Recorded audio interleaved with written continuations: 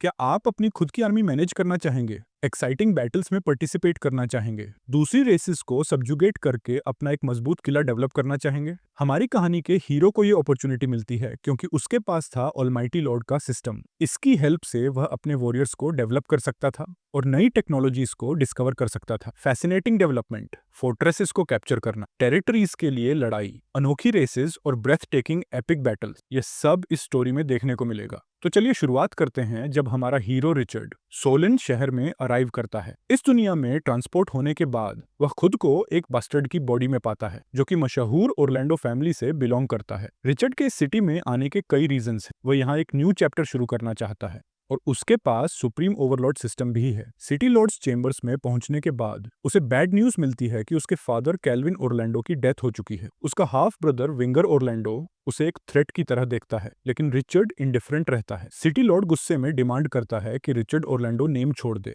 और विंगर की हेल्प करे जो भी ऑब्स्टिकल्स हैं उन्हें रिमूव करने में। अगर रिचर्ड अग्री कर लेता है तो विंगर उसे 500 सोने के सिक्के देगा ताकि वह अपनी न्यू टेरिटरी को सपोर्ट कर सके। जब एक बॉक्स लाया जाता है, रिचर्ड उसे ओपन करता है और देखता है कि उसमें गोल्ड कॉइन्स भरे हैं। एक सेटिस्फाइड स्माइल उसके फेस पर आ जाती है। यह उसके नए जीवन के लिए परफेक्ट स्टार्टिंग कैपिटल है। लॉर्ड को रिलीफ मिलता है कि डील हो गई, लेकिन रिचर्ड सिर्फ मनी से सेटिस्फाइड नहीं है। वह काल्मली कहता है, ओरलैंडो नाम सिर्फ एक पहचान नहीं, यह सम्मान और गौरव का प्रतीक है। मेरे पिता की सबसे अनमोल विरासत, इसे छोड़ने के लिए मुझे और ज्यादा मुआवजा चाहिए। लॉर्ड कुछ सेकंड्स के लिए शॉक्ड रह जाता है, फिर जल्दी से 1000 सोने के सिक्के ऑफर करता है, इस कंडीशन पर कि रिचर्ड सिटी से ही हर सामान खरीदेगा। रिचर्ड ये एक्सेप्ट कर लेता है और पूछता है कि क्या कोलिसियम में कुछ बारबेरियन हाईलैंडर स्लेव्स। लॉर्ड समझ जाता है कि रिचर्ड उन्हें अपनी आर्मी में शामिल करना चाहता है और वार्निंग देता है कि ये बारबेरियंस बहुत खतरनाक हैं और उन्हें काबू में लाना मुश्किल हो, लेकिन रिचर्ड पहले से तैयार था और अनडिटर्ड रहता है। लॉर्ड फिर अपने मैन को ऑर्डर्स देता है कि उसे अरीना तक एस्कॉर्ट किया जाए। जैसे ही वह चैरियट में सफर करता है, वह अपनी 10 साल की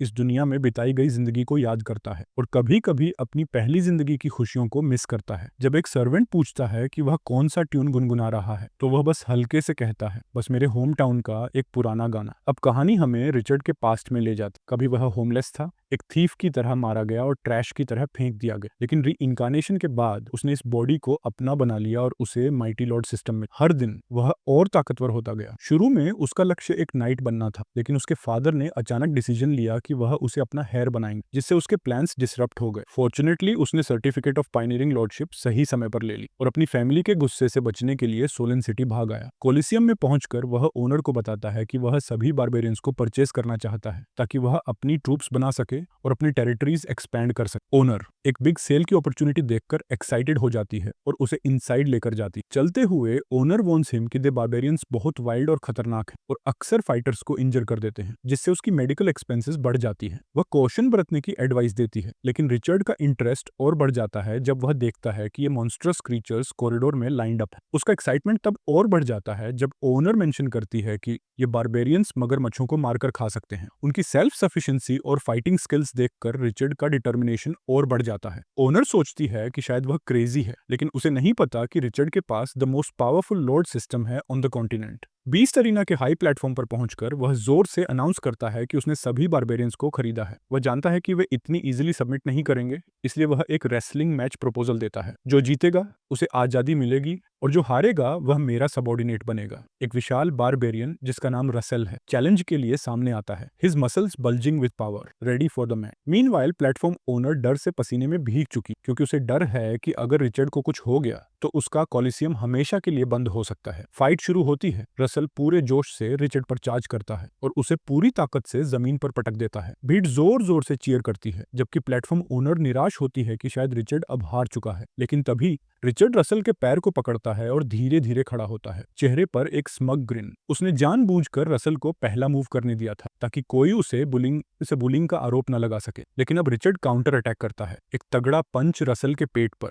जिससे वह पूरी ताकत से ग्राउंड पर गिर जाता है। रसल स्टन्ड है, वह समझ ही नहीं पा रहा कि एक अरिस्टोक्रेट उसके अटैक्स झेल कैसे सकता है। मीनवाइल रिचर्ड का शरीर एक सुनहरी आग से चमकने लगता है, द लॉर्ड सिस्टम से मिली एक शक्तिशाली स्किल। रसल अब और भी एनरेज्ड हो जाता है। वह दोबारा चार्ज करता है, लेकिन इस बार रिचर्ड आसानी से उसे कंधे के ऊपर उठाकर जमीन पर पटक देता है। अब रसल खुद को रिचर्ड के पैर के नीचे दबा हुआ पाता है। क्या मैं वाकई इस पतले दुबले आदमी से हार गया? लेकिन रसल हार मानने को तैयार नहीं। वह फिर खड़ा होता है, determined to rechallenge Richard. Richard calm और कॉन्फिडेंट है, वह मुस्कुराकर चैलेंज एक्सेप्ट करता है। बाकी बारबेरियंस ये लड़ाई अब नहीं देख सकते, लेकिन रिचर्ड उन्हें रोक नहीं सकता। रिचर्ड रसल को पकड़कर बार बार ग्राउंड पर पटकता है और पूछता है, अब भी हार नहीं मानोगे? रसल ब्रूज्ड और स्वोलन है, लेकिन अब भी हार नहीं मानता। बचे हुए बारबेरियंस उसे सरेंडर करने की सलाह देते हैं, क्योंकि वह 10 बार हार चुका है। रसल खुद भी शॉक्ड है कि वह इतना कमजोर कैसे निकला। तभी एक फीमेल बारबेरियन आगे आती है। अगर तुम्हें इन बारबेरियंस पर राज करना है तो पहले मुझे हराना होगा। Gunther the barbarian leader. Richard का एक्साइटमेंट बढ़ जाता है, तो अब असली खेल शुरू होने वाला है। गुंथर लाइटनिंग स्पीड से हमला करती है और रिचर्ड को ऑफ गार्ड पकड़ लेती है। तभी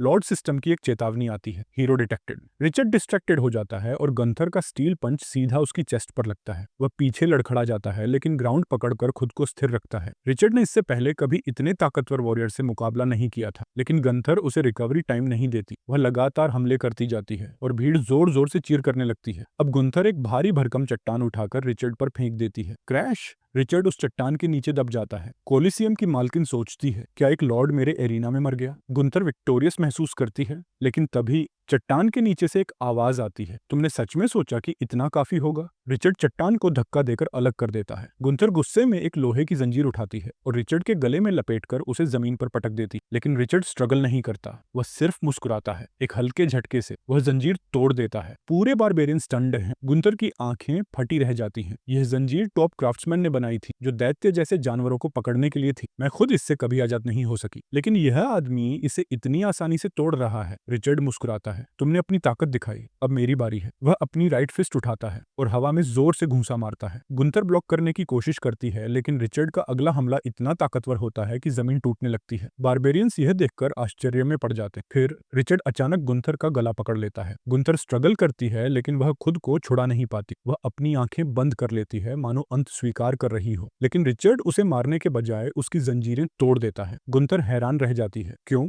रिचर्ड मुस्कुराता है, क्योंकि मैं तुम्हें मारने नहीं, अपने साथ जोड़ने आया हूँ। गुंथर गहरी सांस लेती है और धीरे धीरे रिचर्ड का हाथ थाम लेती है। अब से तुम हमारे लॉर्ड हो। बारबेरियंस कुछ देर के लिए शांत रहते और फिर जोर से चिल्लाते हैं, हम तुम्हारा अनुसरण करेंगे। रिचर्ड ने अपना हाथ आगे बढ़ाया, एक संकेत कि बारबेरियंस उसके साथ जुड़ सकते हैं। गुंथर ने उसका हाथ थाम लिया और उठ खड़ी हुई, ये घोषणा करते हुए, अब से रिचर्ड हमारे नए नेता हैं। रिचर्ड ने अपनी आवाज बुलंद की, अब मैं लॉर्ड बनूंगा और मुझे तुम्हारी ताकत चाहिए ताकि हम एक साथ आगे बढ़ सकें। पहले तो बारबेरियंस असमंजस में थे, लेकिन फिर उन्होंने शोर मचाकर अपनी सहमति जता दी। अब रिचर्ड उनके बॉस। चीयर्स के बीच रिचर्ड को एक सिस्टम नोटिफिकेशन मिला। जैसे ही उसने अपनी टीम में जुड़ने के लिए आए रिक्वेस्ट की बाट देखी, रिचर्ड को एहसास हुआ कि उसने सुप्रीम लॉर्ड बनने की अपनी यात्रा का पहला कदम उठा लिया है। लेकिन यह यात्रा आसान नहीं होगी। यह दुनिया केवल अराजकता और रक्तपात से भरी हुई। अनगिनत लोग लॉर्ड्स बनने के लिए उठे, लेकिन उनमें से ज्यादातर हताशा और विनाश में डूबकर खत्म हो गए। रिचर्ड जानता था कि उसका सफर रोमांचक होगा, लेकिन वह आधे नंगे बारबेरियंस के झुंड के साथ शहर में घूमना समझदारी नहीं समझता था। इसलिए उसने अपने लोगों को शहर की सबसे बड़ी इक्विपमेंट स्टोर की ओर चलने का आदेश दिया। The equipment store. जैसे ही वे स्टोर में घुसे,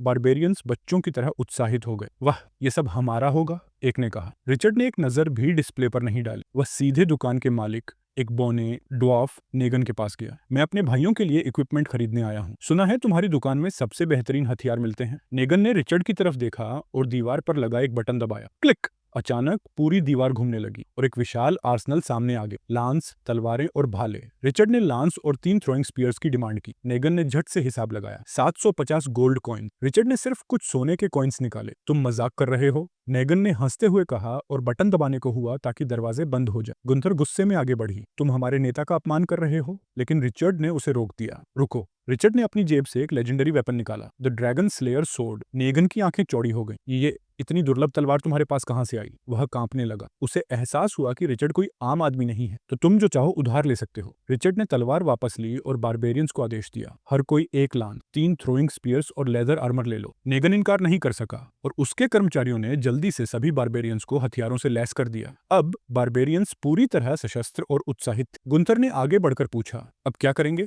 रिचर्ड ने हल्की मुस्कान के साथ जवाब दिया, अब हम वो जमीन लेने जा रहे हैं जो हमारे हक की है। Danger lurks in the shadows. जैसे ही रिचर्ड की सेना आगे बढ़ी, एक अजनबी दूर से उन्हें दूरबीन से देख रहा था। गोब्लिन चीफ हैरिसन, उसके बगल में ग्नोल चीफ खड़ा था, जिसकी जैकल आर्मी पास की पहाड़ियों में छिपी हुई थी। वे रिचर्ड की सेना को लूटने की योजना बना रहे थे। ग्नोल चीफ बेसब्र था, हम उन पर हमला क्यों नहीं कर रहे? लेकिन हैरिसन ने उसे रोका, अभी नहीं, इंतजार करो, जब वे और गहराई में जाएंगे तभी हमला करेंगे। रिचर्ड की रणनीति गुंथर को अचानक कुछ अजीब महसूस हुआ। मुझे लगता है कोई हम पर नजर रख रहा है। रिचर्ड को भी संभावित हमले का अंदाजा था। उसने अपनी सेना को रुकने का आदेश दिया। रुको, सभी लोग अपने वाहनों और सामान को घेरे में रखो। रिचर्ड ने एक छोटी सी थैली निकाली और सबको एक एक गोली पिल्स दी। ये ओरिएंटल एलिक्सिर है, इसे खाने से तुम्हारी ताकत बढ़ जाएगी। बारबेरियंस ने तुरंत गोली खा ली, लेकिन कुछ को शक हुआ। रिचर्ड मुस्कुराया, रिलैक्स, क्या तुम्हारा बॉस तुमसे कभी झूठ बोलेगा? असल में वे पिल्स सिर्फ फूलों की गोलियां थी। रिचर्ड ने एक चाल चली थी ताकि बारबेरियंस को लगे कि उनकी शक्ति बढ़ गई है, लेकिन असली शक्ति तो लॉर्ड सिस्टम की थी, जो लड़ाई में उनकी लेवल बढ़ा सकता था। गुंथर सिस्टम में इंडिपेंडेंट हीरो यूनिट के रूप में दर्ज, बाकी सब लेवल 3 स्पीयरमैन थे।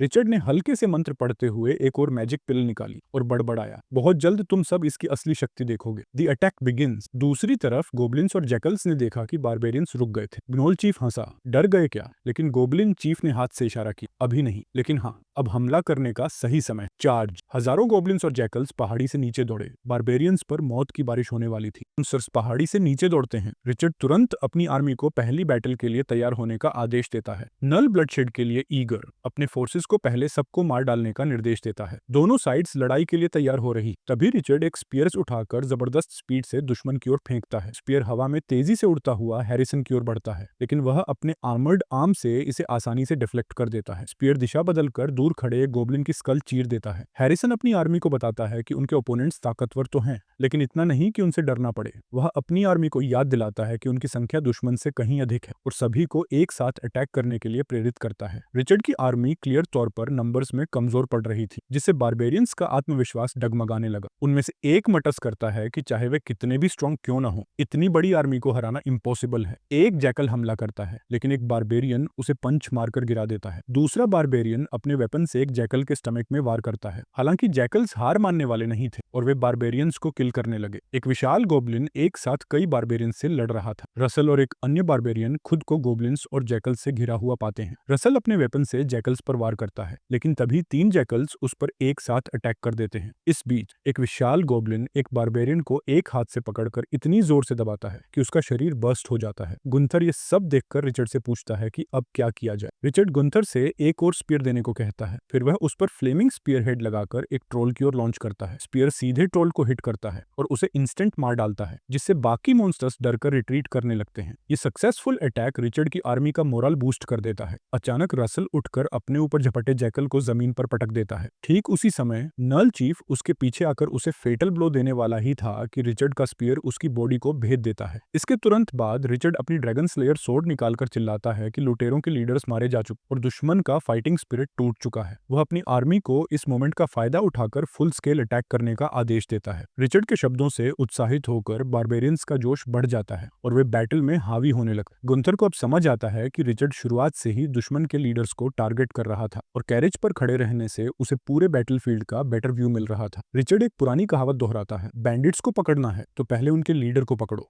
अब केवल चीफ हैरिसन की आर्मी बची जो इस एम्बुश की साजिश रचने वाले थे। गोबल गुस्से में दांत भींचते हुए बारबेरियंस को लूजर्स और ऑर्डिनरी लोग कहकर उनकी बेवकूफी के परिणाम देखने को कहता है। तभी उसके शरीर से पॉइजनस ग्रीन एनर्जी निकलने लगती। यह देखकर रिचर्ड सोचता है कि यह कोई साधारण गोब्लिन नहीं बल्कि कोई चीफ लगता है। वह अनुमान लगाता है कि क्या यह एम्बुश पहले से प्लान किया गया था और गोब्लिन को इस बात का डर नहीं कि कोई और पावरफुल जाति उसे मार सकती है। गोब्लिन लीडर ठहाका लगाकर बताता है कि सबसे बड़ा खतरा तो हाई माउंटेन फोर्ट्रेस से है, जो मीलों दूर पूर्व दिशा में स्थित है। यह एक इजीली डिफेंडेबल और हार्ड टू अटैक प्लेस था। इसके अलावा उसे विश्वास था कि वहां के कोबल्ट्स में इतनी हिम्मत नहीं कि वे बाहर निकलकर उसका लूट छीन सकें। रिचर्ड इस अप्रत्याशित अपॉर्चुनिटी से हैरान था। वह एक उपयुक्त टेरिटरी खोजने को लेकर चिंतित था, लेकिन अब एक स्लाई ग्रीन के साथ वह कहता है कि उसे गोब्लिन लीडर के लिए बुरा लग रहा है कि वह अपना स्पॉइल्स नहीं ले पाएगा, इसलिए वह उसे ड्रैगन स्लेयर सोर्ड तोहफे में देगा। हैरिसन तुरंत अलर्ट हो जाता है और खुद को बचाने के लिए तैयार करता है, लेकिन एक ब्लिंक ऑफ एन आई में रिचर्ड अपनी सोर्ड चलाकर उसका सिर काट देता है। बाकी गॉब्लिन्स स्टंड होकर भागने लगते हैं। इस स्थिति का फायदा उठाते हुए गंथर बाकी बैंडिट्स को पकड़ने का आदेश देता है। रिचर्ड सिस्टम नोटिफिकेशंस चेक करता है और देखता है कि ज्यादातर बारबेरियंस का लेवल 3 से बढ़कर लेवल 4 हो चुका है। पास खड़े बारबेरियंस अपने न्यूफाउंड स्किल्स को महसूस करते हैं और युद्ध के लिए और भी अधिक कॉन्फिडेंस से भर जाते हैं। तभी उनके लोग 2 पकड़े गए ट्रोल्स लेकर आए। घोड़े मर चुके थे तो रिचर्ड ने निर्णय लिया कि अब ये ट्रोल सप्लाईज खींचेंगे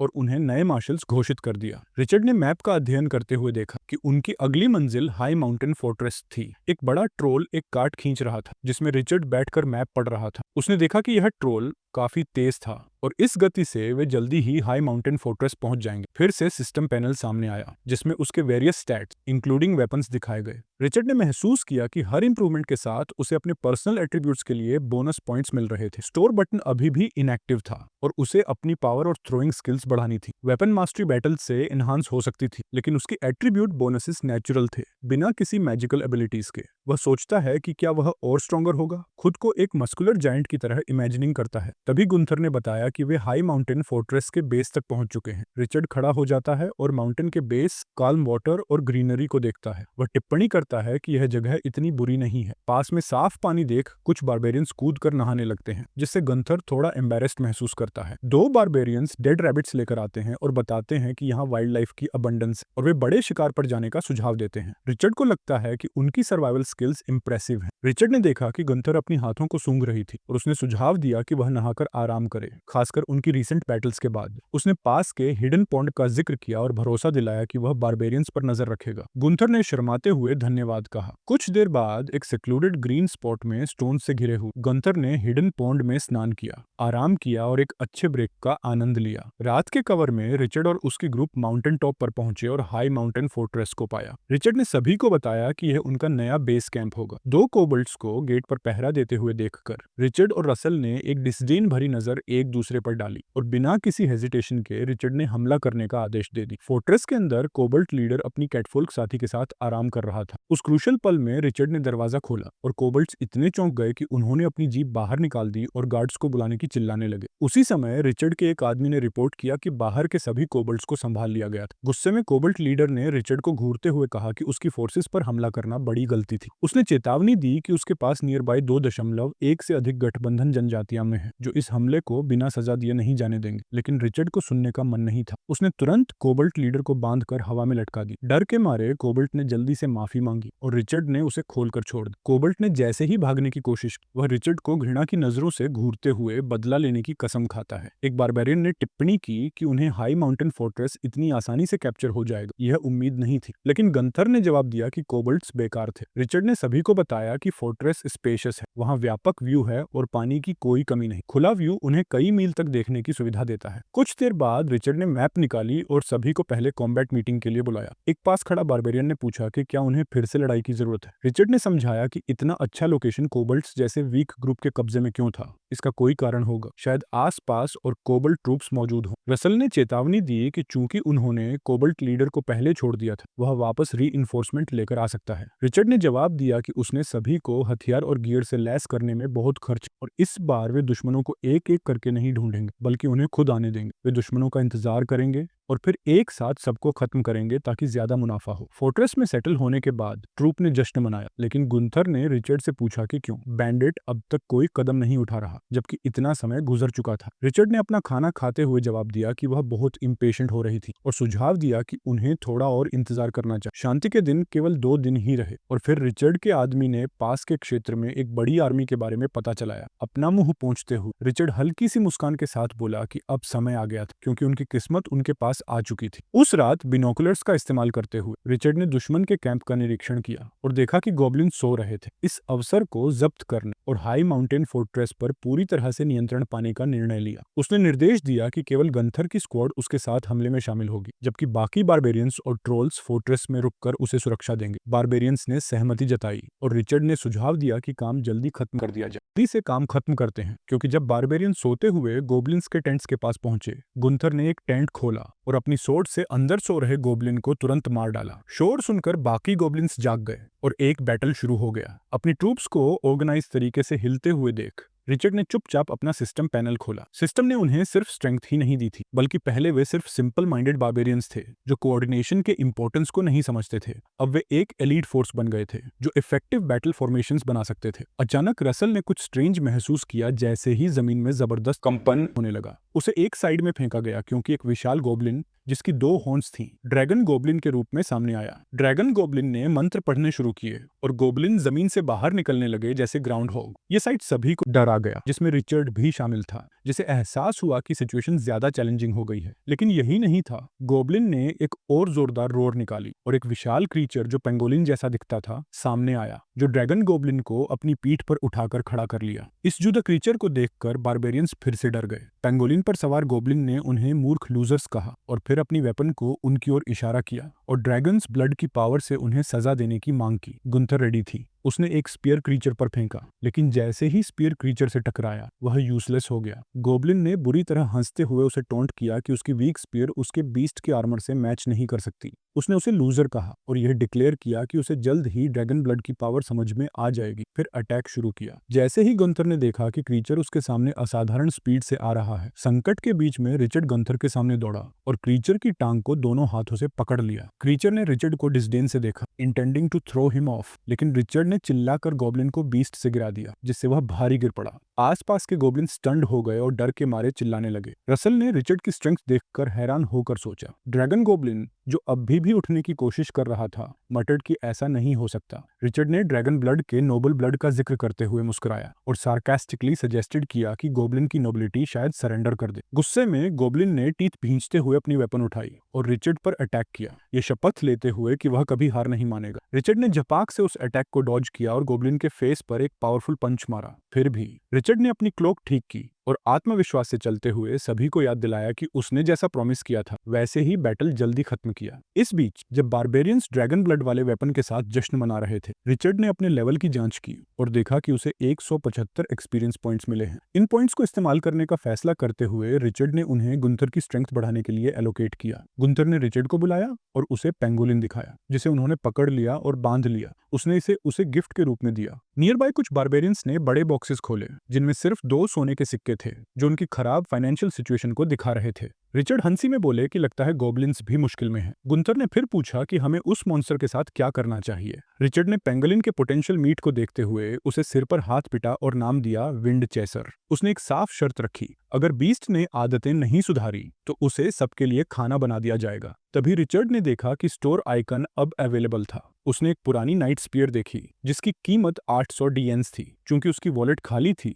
वह सिर्फ डिस्काउंट वाले वेपन्स ही खरीद सकता था। खरीदने के बाद एक रोशनी चमकी और नाइट स्पीयर सामने आ गई। उसे पकड़ते हुए उसने महसूस किया कि अब उसे सिस्टम के काम करने का तरीका समझ में आ रहा था। गुंथर ने पूछा कि क्या बॉस स्पेशल मैजिक भी यूज कर सकते हैं। उसी समय रिचर्ड ने पास ही कुछ मूवमेंट महसूस किया। एक बारबेरियन ने उसे बताया कि लग रहा है कि जैकल्स का एक ग्रुप रोबेरी में शामिल है। रिचर्ड ने बिनोक्यूलर से एरिया स्कैन किया और एक वेल्थी कारवान को देखा, रिमार्क करते हुए कि यह कोई हैरानी की बात नहीं है कि जैकल्स इसे टारगेट कर रहे हैं। कारवान जिसमें कार्ट्स और हॉर्सेस भरे थे, चारों ओर से घिरा हुआ था और उसके डिफेंडर्स एक फियरस अटैक के लिए तैयार हो रहे थे। गुंथर ने पूछा कि क्या हमें इंटरवीन करना चाहिए। रिचर्ड ने बताया कि यह कोई ऑर्डिनरी कैरावान नहीं है और उनकी मदद करना उनके बिजनेस के लिए फायदेमंद हो सकता है, साथ ही उनके टेरिटरी को भी एक्सपेंड कर सकता है। जैकल्स के लीडर ने डिमांड की कि सब अपनी सारी पैसे दे दें, कहते हुए कि अब वे जैकल टेरिटरी में हैं। कारवन के एक पुराने आदमी ने जवाब दिया कि वे वोया ट्रेडिंग कंपनी से हैं और चेतावनी दी कि अगर उन्हें नुकसान पहुंचा तो इंपीरियल आर्मी उनका पीछा करेगी। जैकल्स सिर्फ इस पर हंसी उड़ाते हैं और उनका लीडर स्मर्किंग कहता है कि वे बैंडिट्स हैं। क्या उन्हें लगता है कि पोम्पेल एम्पायर का नाम सुनकर वे डर जाएंगे। इसके बाद उसने अपने आदमियों को अटैक करने का आदेश दिया। कैरावन का एक डिफेंडर जैकल्स को रोकने की कोशिश करता है और पुराने आदमी से भागने का कहता है, लेकिन वह बच नहीं पाता।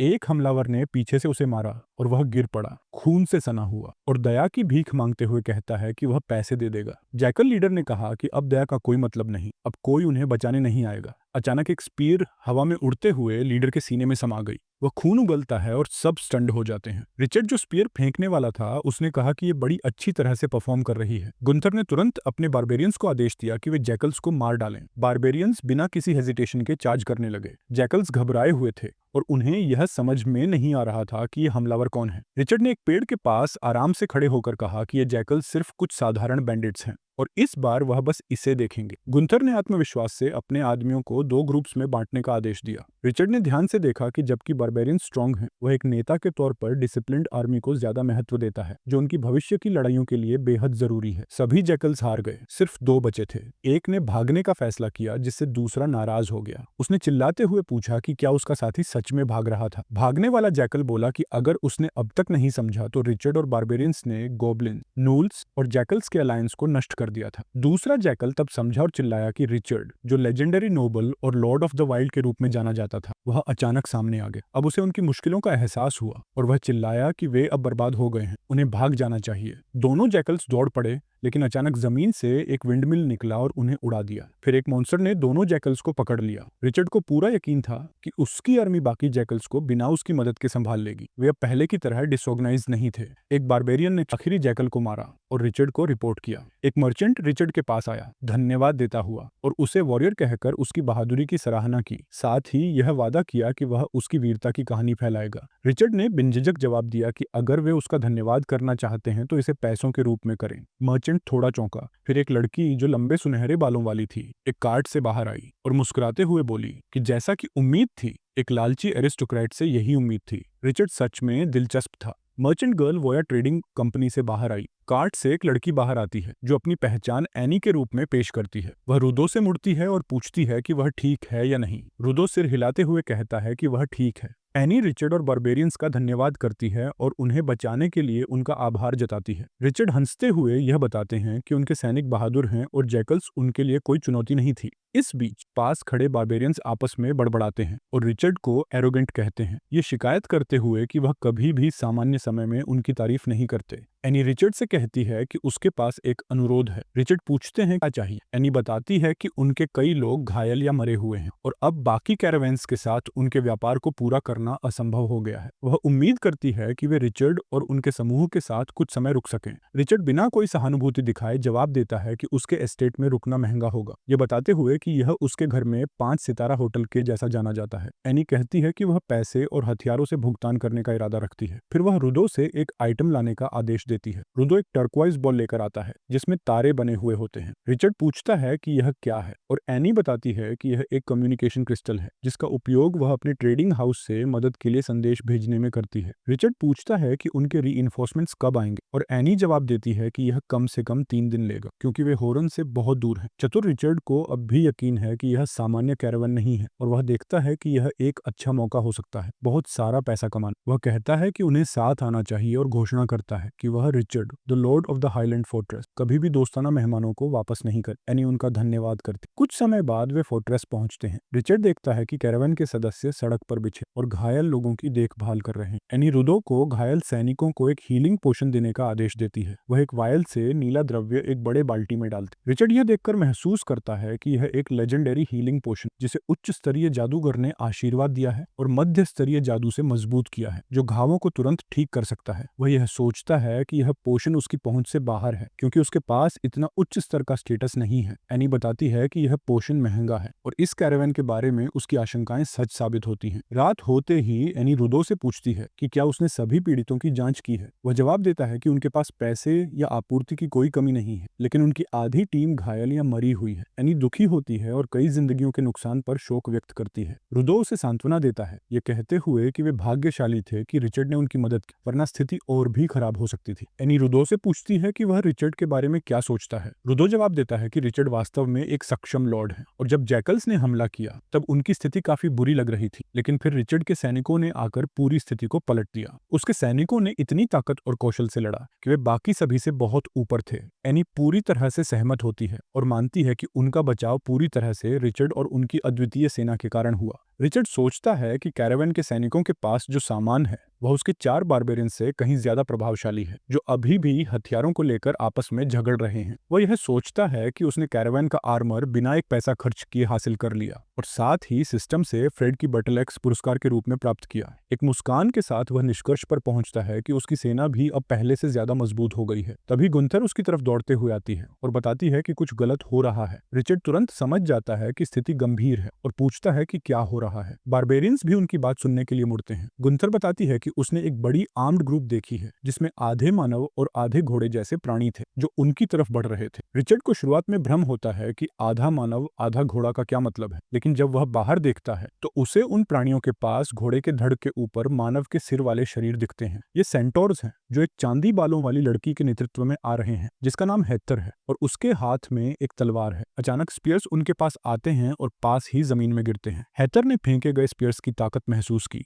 और अपने समूह को आदेश देती है कि वे आगे बढ़ते रहें। रिचर्ड जो एक स्पीयर पकड़े हुए था हैरान होता है कि वे उसकी चेतावनियों की अनदेखी कर रहे हैं। वह पूरी ताकत से एक और स्पीयर फेंकता है और बारबेरियंस भी ऐसा ही करते हैं। एक स्पीयर सीधे हेदर की तरफ बढ़ता है लेकिन वह उसे अपनी सोर्ड से काट देती है। फिर वह अपने समूह को रोकने का आदेश देती है, ये महसूस करते हुए कि इस दूरी पर आगे बढ़ना बहुत खतरनाक है। हेदर एक सफेद रूमाल को अपनी तलवार में बांधती है और उसे उठाकर उसे एक आत्मसमर्पण के संकेत के रूप में लहराती है। गुंथर रिचर्ड से कहती है कि यह सेंटोर बहुत चतुर है और फिर उसे बताती है कि शायद वे आत्मसमर्पण कर रहे हैं। रिचर्ड कहता है कि शायद हमें उन्हें मिलकर देखना चाहिए, लेकिन आदेश देता है कि बैरी ही महत्वपूर्ण समाचार साझा करने आए हैं। रिचर्ड बोर्ड लेता है और पूछता है कि यह क्या कहता है, यह स्वीकार करते हुए कि वह कुछ भी नहीं बना सकता है। लेकिन हेदर ने समझाया कि स्थानीय लोग एक आर्मी जुटाने की योजना बना रहे थे और उन्हें यह इन्विटेशन कुछ अन्य बारबेरियंस को चेतावनी देने के लिए भेजा था। रिचर्ड के आसपास इकट्ठा हों, क्योंकि हेदर यह समझाती रहती है कि हाईलैंड फोर्ट कभी कोबल्ट्स का था,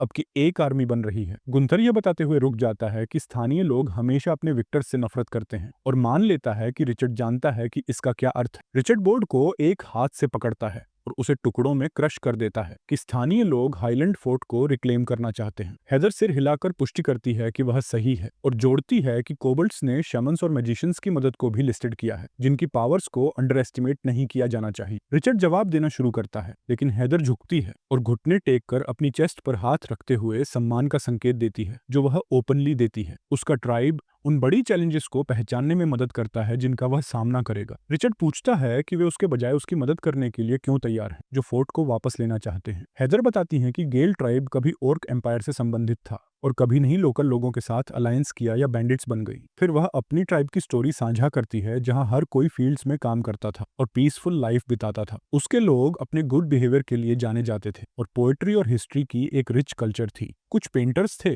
जबकि अन्य लोग म्यूजिकल इंस्ट्रूमेंट्स बजाते थे। अब वे खुद को एक पावरफुल गॉड के साथ अलाइन करने की उम्मीद करते हैं, उनके ट्राइब के ग्लोरियस डेज को रिस्टोर करें। रिचर्ड खिड़की से बाहर देखता है और टिप्पणी करता है कि गेल ट्राइब वास्तव में शामिल होना चाहता है क्योंकि सिस्टम ने उन्हें प्राप्त कर लिया है। अनुरोध करता है कि वह हेदर की प्रोफाइल की जांच करता है, ये देखते हुए कि वह आग से डरती है और लॉन्ग और शॉर्ट दोनों बोज के साथ स्किल्ड है, साथ ही एक हैवी हैमर के रूप में। वह देखता है कि ये सेंटोर्स एक डिस्टेंस से लड़ने में सक्षम है। वह हेदर और उसका नेतृत्व करता है ट्राइब को प्रॉपर्टी के लिए और हेदर को गेल ट्राइब के लीडर के रूप में पेश करता है। वह स्वीकार करता है कि उन्हें कुछ प्राप्त हुआ है। डिस्टर्बिंग न्यूज एनी पूछती है कि न्यूज को इतना टेरिबल क्या बनाता है। रिचर्ड बताते हैं कि कोबल्ट्स और हाइनास जल्द ही होंगे, उन पर फिर से वॉर की घोषणा करें। एनी जल्द ही पूछती है। रिचर्ड सोचता है कि ऐसा होगा। रिचर्ड एक पल के लिए सोचता है और फिर अनुमान है कि उनके पास एनी को सुनने के लिए ऑलमोस्ट 10 दिन है और रूडो इस बारे में चिंतित हो जाते हैं कि आगे क्या करना है। गुंथर और रसेल और अधिक फाइट्स की संभावना को लेकर एक्साइटेड हैं। हेदर ने बताया कि हालांकि लोकल लोगों ने एक आर्मी या वेरियस ट्राइब्स से बना है,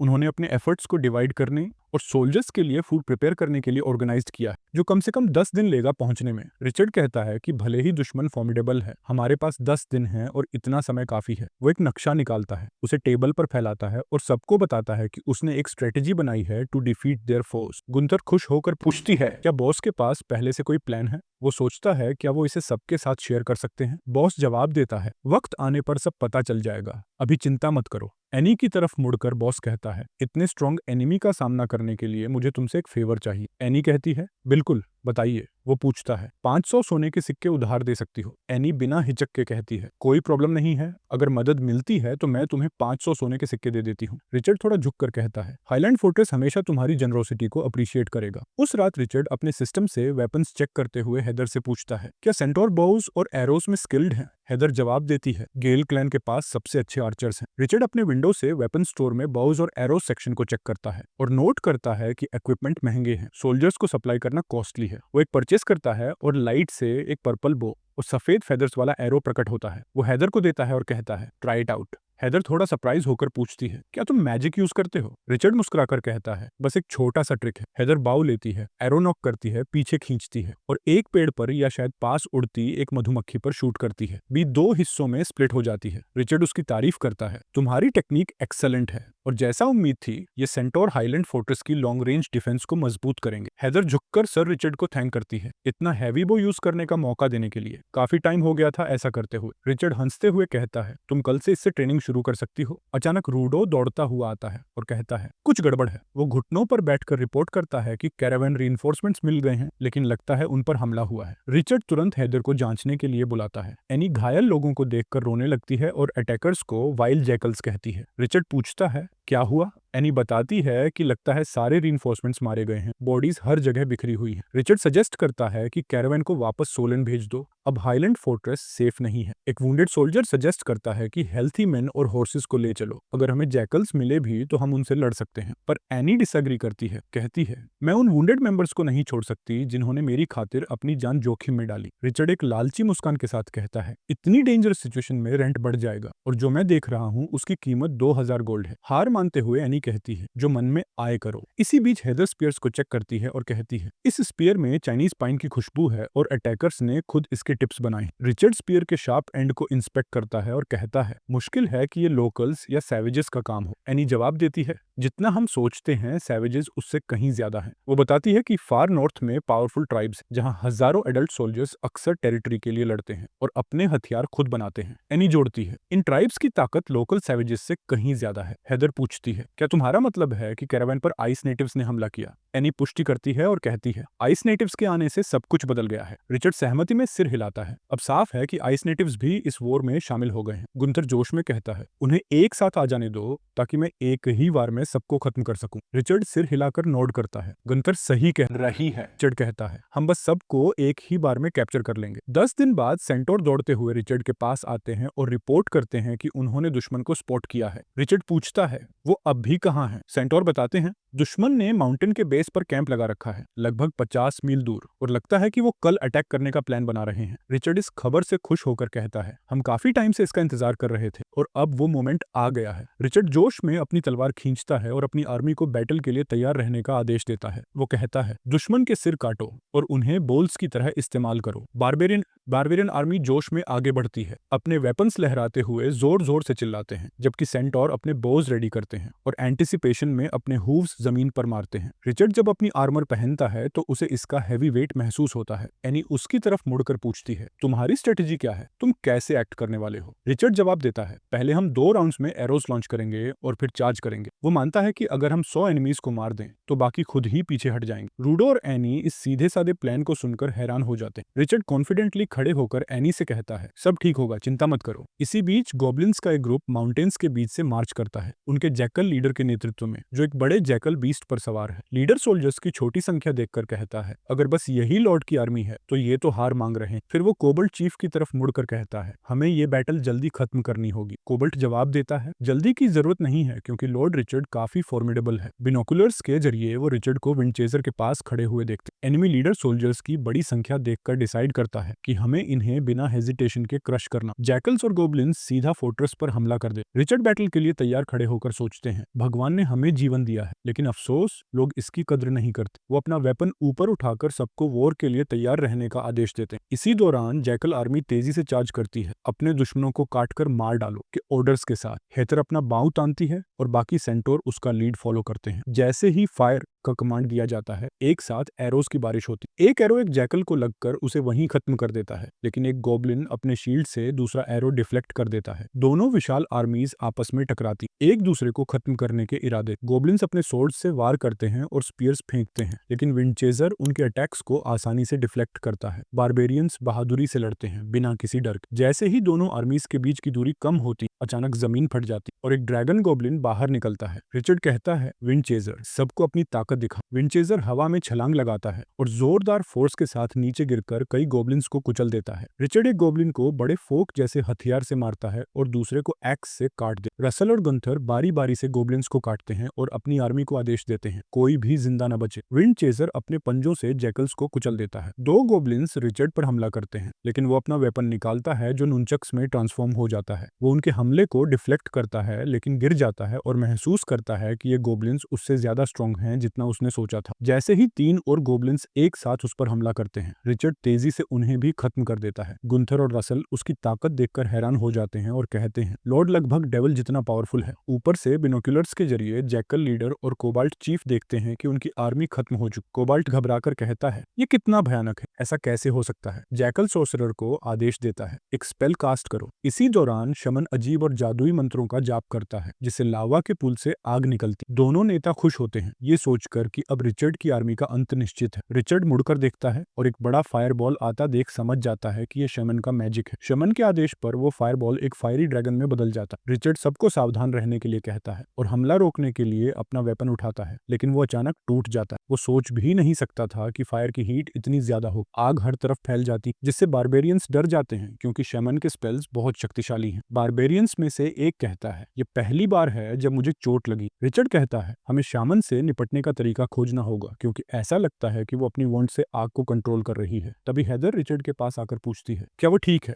हेदर पूछती है। रिचर्ड जवाब देता है, तुम बिल्कुल सही टाइम पर आई हो, और शामन की तरफ इशारा करते हुए पूछता है, क्या तुम इतनी दूर से शूट कर सकती हो? हेदर जवाब देती है, ये तो मेरे लिए आसान है। हेदर कमांड देती है और सेंटोर्स अपने बोस पर एरोस चढ़ा लेते हैं। जैसे ही हेदर कहती है, फायर, सभी अपने एरोस छोड़ देते हैं। वो आदेश देती है, कोकाई टापट कैलिक, कीप शूटिंग, और सेंटोर्स उसकी बात मानते हैं। ढेर सारे एरोस दुश्मन की तरफ उड़ते हैं। जैकल इसे देखकर कहता है, ये तो एरोस की बारिश है, और गोब्लिन्स को आदेश देता है कि शामन की रक्षा करें। फायर के पास गोब्लिन्स अपने शील्ड्स के साथ दौड़ते हैं शामन को गार्ड करने के लिए। रिचर्ड अपना स्पीयर घुमाकर फेंकता है और साथ ही सरप्राइज अटैक का आदेश भी देता है। जैकल सोचता है कि अगर शमन सुरक्षित है तो सब ठीक रहेगा, लेकिन तभी स्पीयर सीधा उसे लग जाता है। स्पीयर की फोर्स से वो पीछे गिर जाता है। साथ ही शमन की रक्षा कर रहे गोब्लिन्स भी गिर पड़ते हैं। शमन की वॉन्ट टूट जाती है और फायरबॉल उनके ही गोब्लिन्स और जैकल्स की आर्मी पर गिर जाती है। गोब्लिन्स आग में जलकर जमीन पर गिर जाते हैं। रिचर्ड देखता है कि आग चारों तरफ फैल रही है। कोबल्ट चीफ जैकल की मदद करने की कोशिश करता है, लेकिन जल्दी ही समझ जाता है कि वो मर चुका है। वो शमन की तरफ मुड़कर पूछता है, अब क्या करें? शमन एक बोल में कुछ घोलता है और वॉन्ट के बिना ही एक पर्पल फ्लेम जैसी एनर्जी बाहर आती है। रिचर्ड सोचता है कि बैटल अब खत्म हो चुका है और कहता है, अब साफ सफाई का टाइम है। लेकिन तभी वो देखता है कि जो गोब्लिन्स पहले मरे हुए थे वो जमीन से उठने लगे हैं। ये सब शमन के जादू से हुआ है, जिसने उन्हें ब्लड थर्स्टी बना दिया है। गोब्लिन्स और जैकल्स अचानक खड़े होकर बिना वेपन्स के हमला कर देते हैं। रिचर्ड अपनी तलवार से एक जैकल पर वार करता है और उसके टुकड़े टुकड़े कर देता है। वो 3 गोब्लिन को भी इसी तरह मारता है और आगे बढ़ता जाता है। गंथर भी लड़ रहा होता है। वो शमान तक पहुंचकर कहता है, आखिरकार मैंने तुम्हें पकड़ लिया। कोबल्ट हार मान लेता है और शामन कोबल्ट के कंधों पर चढ़कर भागने की कोशिश करता है। गुंथर कहता है, क्या तुम्हें सच में लगता है कि तुम भाग सकती हो? वो अपना हेलमेट उतार कर शमान पर फेंकता है, जिससे शमान कोबाल्ट के कंधे से गिर जाती। वो शमान के पास जाकर डरावनी आवाज में कहता है, अब तुम मेरे कब्जे में हो। शमन अपना सिर घुमाता है और रिवील करता है कि असल में वो एक विच। रिचर्ड हंसते हुए कहता है, मुझे नहीं लगा था कि शमन एक औरत होगी। वो शमन को उसकी टेल से पकड़कर गुंथर से पूछता है, नेट का क्या हुआ? गुंथर जवाब देती है, नेट को गहरी चोट लगी है, उसे मेडिकल हेल्प चाहिए। रिचर्ड गुस्से में शमन को जमीन पर फेंकता है और कहता है, तुमने कई लोगों को मारा है, अब नेट को बचाओ। शमन नजरें फेर लेती है और कहती है कि उसे रिचर्ड की आर्मी पर हमला करने के लिए मजबूर किया गया था। वो कहती है, मुझे मेरा असली नाम मोडर से बुलाओ। रिचर्ड गुस्से में जवाब देता है, क्या तुम मुझसे बहस करने की हिम्मत रखती हो? वो धमकी देता है कि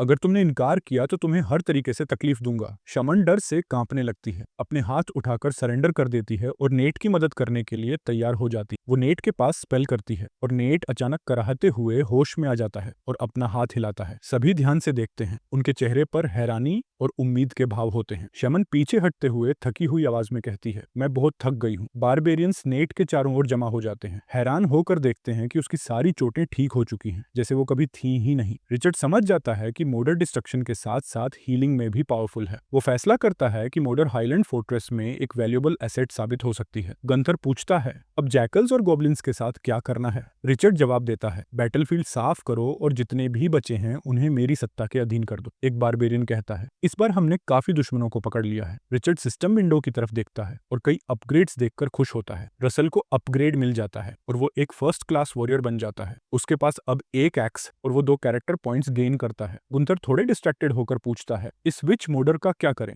रिचर्ड कोबाल्ट को पैर से पकड़ता है और आदेश देता है, इस विच को अपने साथ ले जाओ और इनका बेस ढूंढो। रिचर्ड हेदर के लेवलिंग पॉइंट्स को स्ट्रेंथ और स्पीड के बीच डिवाइड करता है और सोचता है कि ये परफेक्ट कॉम्बिनेशन। हेदर उसे बताती है कि मैजिशियन से कोई इंफॉर्मेशन नहीं मिल पाई। रिचर्ड पूछता है, क्या तुमने टॉर्चर करके देखा? हेदर जवाब देती है, हमने हर तरह की थ्रेट्स और टॉर्चर यूज किया, लेकिन उसने कुछ नहीं बताया। रिचर्ड कॉन्फिडेंटली कहता है, फीनिक्स को पकड़ना चिकन पकड़ने जितना आसान नहीं है, चलो मैं दिखाता हूँ। वो उठकर उनके पास जाता है। कोबल्ट दीवार से बंधा हुआ है, उसके हाथ पैर रस्सियों से जकड़े हुए हैं। शामन विद्रोह करने की कोशिश करती है और धमकी देती है, अगर तुमने मुझे फिर मारा तो मैं तुम सबको कीड़े बना दूंगी। रिचर्ड और हेदर कमरे में दाखिल होते हैं। शामन तुरंत बैठ जाती है और रिचर्ड को पुकारती है।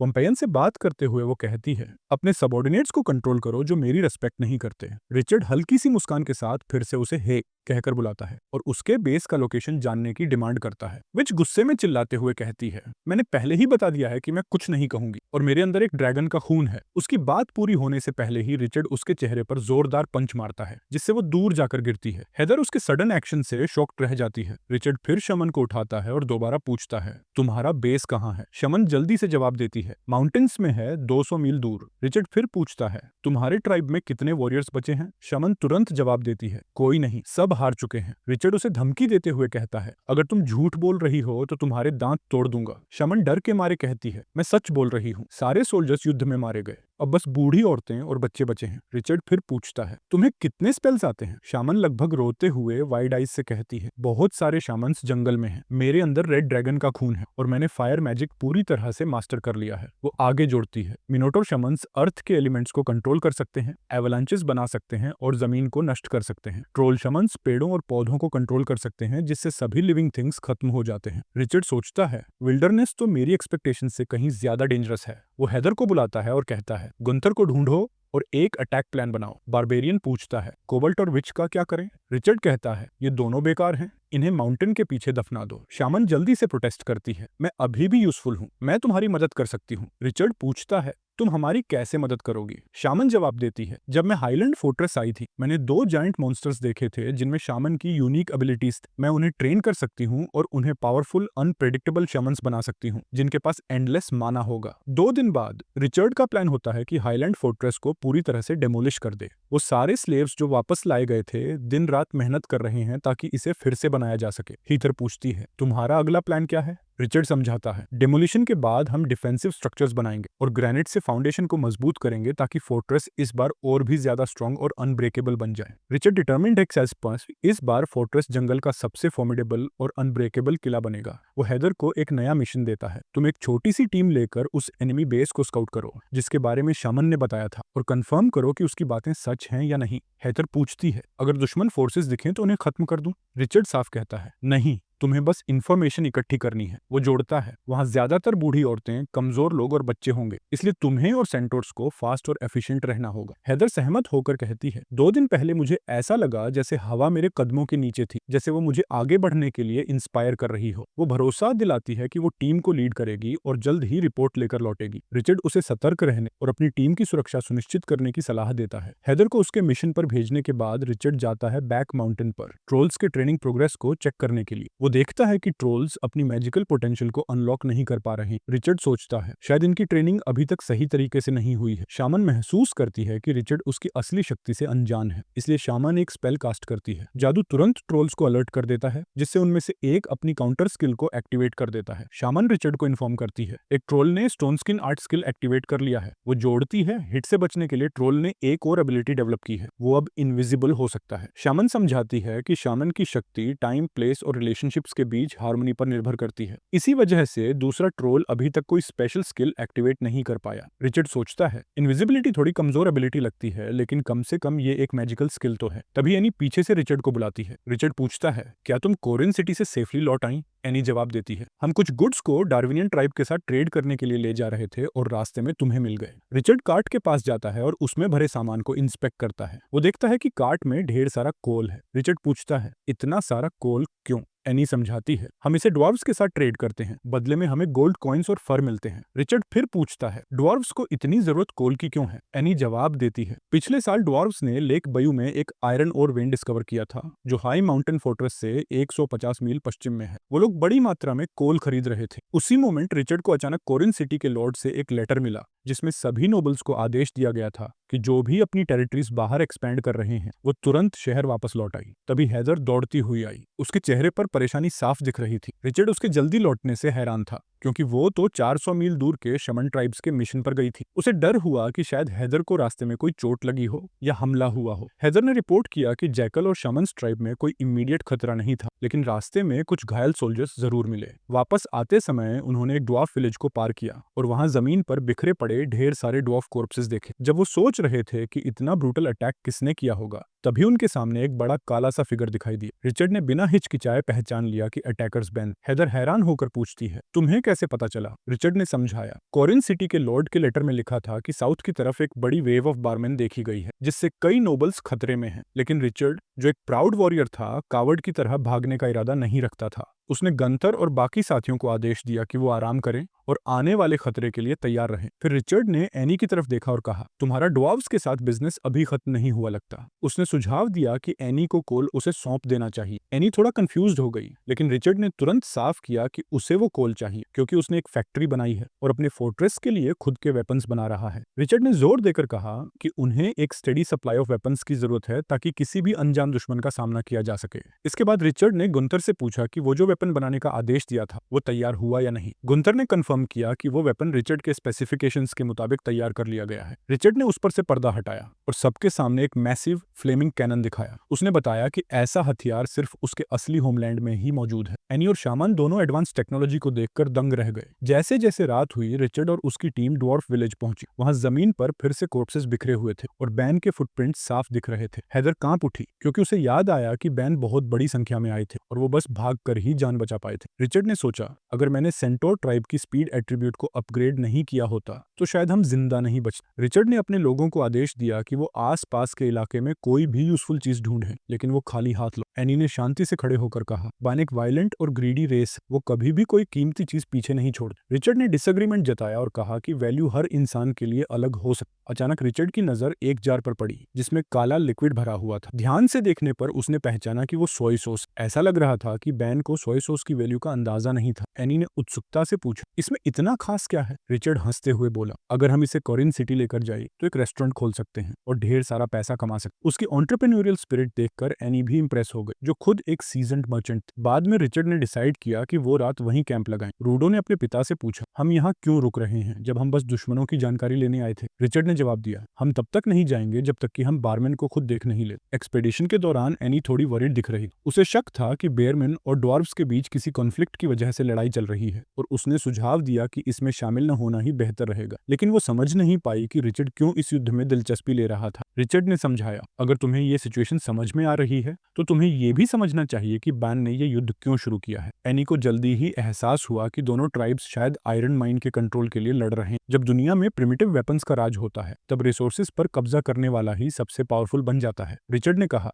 अगर बेयरमैन और ड्वार्फ्स इस माइन के लिए लड़ सकते हैं तो हम भी इसे अपने कंट्रोल में क्यों नहीं ले सकते? एनी ने फिर से रिचर्ड को समझाने की कोशिश की। इतने बड़े स्तर का युद्ध हाई माउंटेन फोर्ट्रेस की आर्मी के लिए संभालना मुश्किल हो सकता है, लेकिन रिचर्ड ने कॉन्फिडेंटली जवाब दिया, अगर तुम्हें लगता है कि ये इतना डेंजरस है तो तुम हमारे साथ क्यों आई हो? उसने याद दिलाया कि हाई माउंटेन फोर्ट्रेस की ताकत अब पहले जैसी नहीं रही, बल्कि अब वो कहीं ज्यादा मजबूत। तभी गंथर और रसल 3 बड़े कैनन्स और 3 पावरफुल विजर्ड्स के साथ वहां पहुंचे। रिचर्ड ने सबकी तरफ इशारा करते हुए कहा, अब तुम देख सकती हो कि हम कितने तैयार हैं। रिचर्ड के पास ब्रेव और स्किल्ड बारबेरियन वॉरियर्स के साथ साथ एक शानदार आर्चरी यूनिट भी थी। उसने एनी को लगातार मनाने की कोशिश की कि अगर वो उसका सपोर्ट करे तो वे इस युद्ध को जीत सकते हैं। रिचर्ड को यकीन था कि अगर वो एनी का भरोसा जीत लेता है तो ड्वार्फ्स के साथ स्ट्रॉन्ग कनेक्शंस एस्टेब्लिश कर सकता है। इसलिए उसने एनी को एक डील ऑफर की, अगर एनी कोऑपरेशन के लिए राजी हो जाए तो वो उसे आधा आयरन ओर देगा। एनी ने ये ऑफर एक्सेप्ट कर लिया। जब पूरी आर्मी लाइन में खड़ी थी, रिचर्ड ने अपना ड्रैगन ले स्वॉर्ड निकाला और एक ऊंचे टावर पर खड़ा हो गया। उसने जोर से चिल्लाते हुए कहा,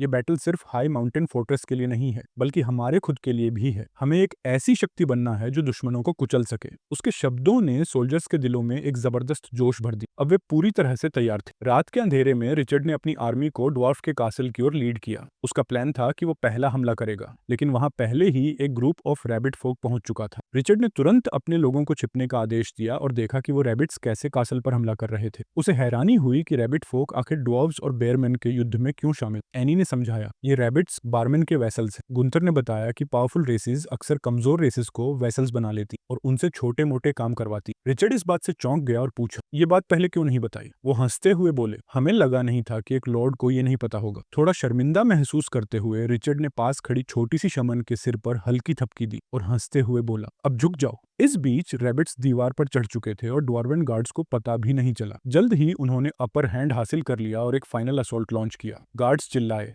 एनिमीज बे लेक से आ रहे हैं। ये सुनकर कासल की सारी डिफेंसेस अलर्ट हो गई, ये मानते हुए कि बरान ने हमला शुरू कर दी। युद्ध शुरू हो गया। ड्वार्व्स ने एरोस चलाए और रैबिट्स ने शील्ड से डिफेंड करते हुए गेट की तरफ दौड़ लगा दी। कुछ कम स्ट्रेटेजिक ड्वार्व्स ने गेट्स खोल दी ताकि रैबिट अटैकर्स को पकड़ सकें। इसी मौके का फायदा उठाते हुए रैबिट चीफ ने फुल ऑन असॉल्ट का आदेश दे दिया। तभी एक जोरदार कैनन ब्लास्ट जिसने कई रैबिट्स को हवा में उड़ा दी। चीफ हैरान रह गया जब उसने रिचर्ड को दूरी पर खड़े कॉन्फिडेंट मुस्कान के साथ देखा। गुस्से से भरे रैबिट चीफ ने सोचा कि ड्वार्व्स के लिए रीइंफोर्समेंट आ गई है और उसने रिचर्ड की ओर हमला कर दिया। लेकिन रिचर्ड पूरी तरह तैयार था। उसकी बारबेरियन आर्मी के सामने रैबिट्स की एक न चली। रिचर्ड ने अपनी तलवार से ऐसे हमला किया जैसे वो कोई वेजिटेबल्स काट रहा। उसके ट्रूप्स ने भी फियर्स डिटर्मिनेशन के साथ लड़ाई। जल्द ही रैबिट क्लैन की ताकत खत्म हो गई और वे हार मानने। गुंथर ने चांट्स करते हुए कहा, इनकी ताकत बस नंबर्स में है, एक ही जोरदार वार से इन्हें खत्म किया जा सकता। अचानक रिचर्ड ने जमीन हिलती हुई महसूस की। पहले तो उसने सोचा कि ये अर्थक्वेक है, लेकिन फिर उसने अपने पीछे एक विशाल शैडो देखी। वो जायंट इतना बड़ा और ताकतवर था कि रिचर्ड स्टन्ड रह गया। बीमन ने जोर से दहाड़ मारी और अपनी एक भारी भरकम फ्लेल को पूरे जोर से घुमाया। उस वार ने रिचर्ड को इतनी जबरदस्त चोट पहुंचाई कि वो हवा में उड़कर दूर जा गए। इस मौके का फायदा उठाकर बेयरमैन लीडर ने अपनी आर्मी को हमला करने का आदेश दिया। हालांकि बेयरमैन के पास ज्यादा सोल्जर्स नहीं थे, लेकिन उनके ट्रूप्स बेहद फॉर्मिडेबल थे। सेंटोर यूनिट्स ने रियर गार्ड्स की तरह काम किया और डेडली एरोस के साथ हमला किया जो एकदम सटीक निशाने पर लगे। इस बीच 3 आर्मर्ड रैबिट्स तैयार खड़े थे। उनके बीच वाला रैबिट एक लंबा स्पीयर लेकर रिजर्व फोर्सेस को निर्देश दे रहा था। कासल के आसपास छोटे छोटे फिगर्स की भीड़ जमा हो गई। दूर से 2 आवाजें गूंज रही, सबको मार डालो। शमन ने स्पेल्स डालने शुरू किए और फायरबॉल्स की बौछार कर दी बंद। साथ ही शमन द्वारा ट्रेंड एक ट्रोल ने अपनी स्टोन स्किल एक्टिवेट की, जिससे बीन के सोर्ड्स टूट गए। इसके बाद उसने फायर मैजिक का इस्तेमाल कर उन्हें पीछे धकेल दी। सिटी वॉल पर ड्वार्फ ट्राइब थोड़ा कंफ्यूज्ड था। चीफ ड्वार्फ लॉबी ये पहचान ही नहीं पा रहा था कि उनका नया अनएक्सपेक्टेड एलाई आखिर है कौन। बैटलफील्ड पर उसके कमांडर सेंडक ने सुझाव दिया कि उन्हें भी लड़ाई में शामिल होना चाहिए, लेकिन लॉबी ने मना कर दी। इसके बजाय उसने सेंडक को घायल सोल्जर्स की मदद करने का आदेश दिया और बैटलफील्ड रिचर्ड की आर्मी के हवाले कर दी। अचानक 3 विशाल बीमन रिचर्ड की आर्मी पर टूट पड़े।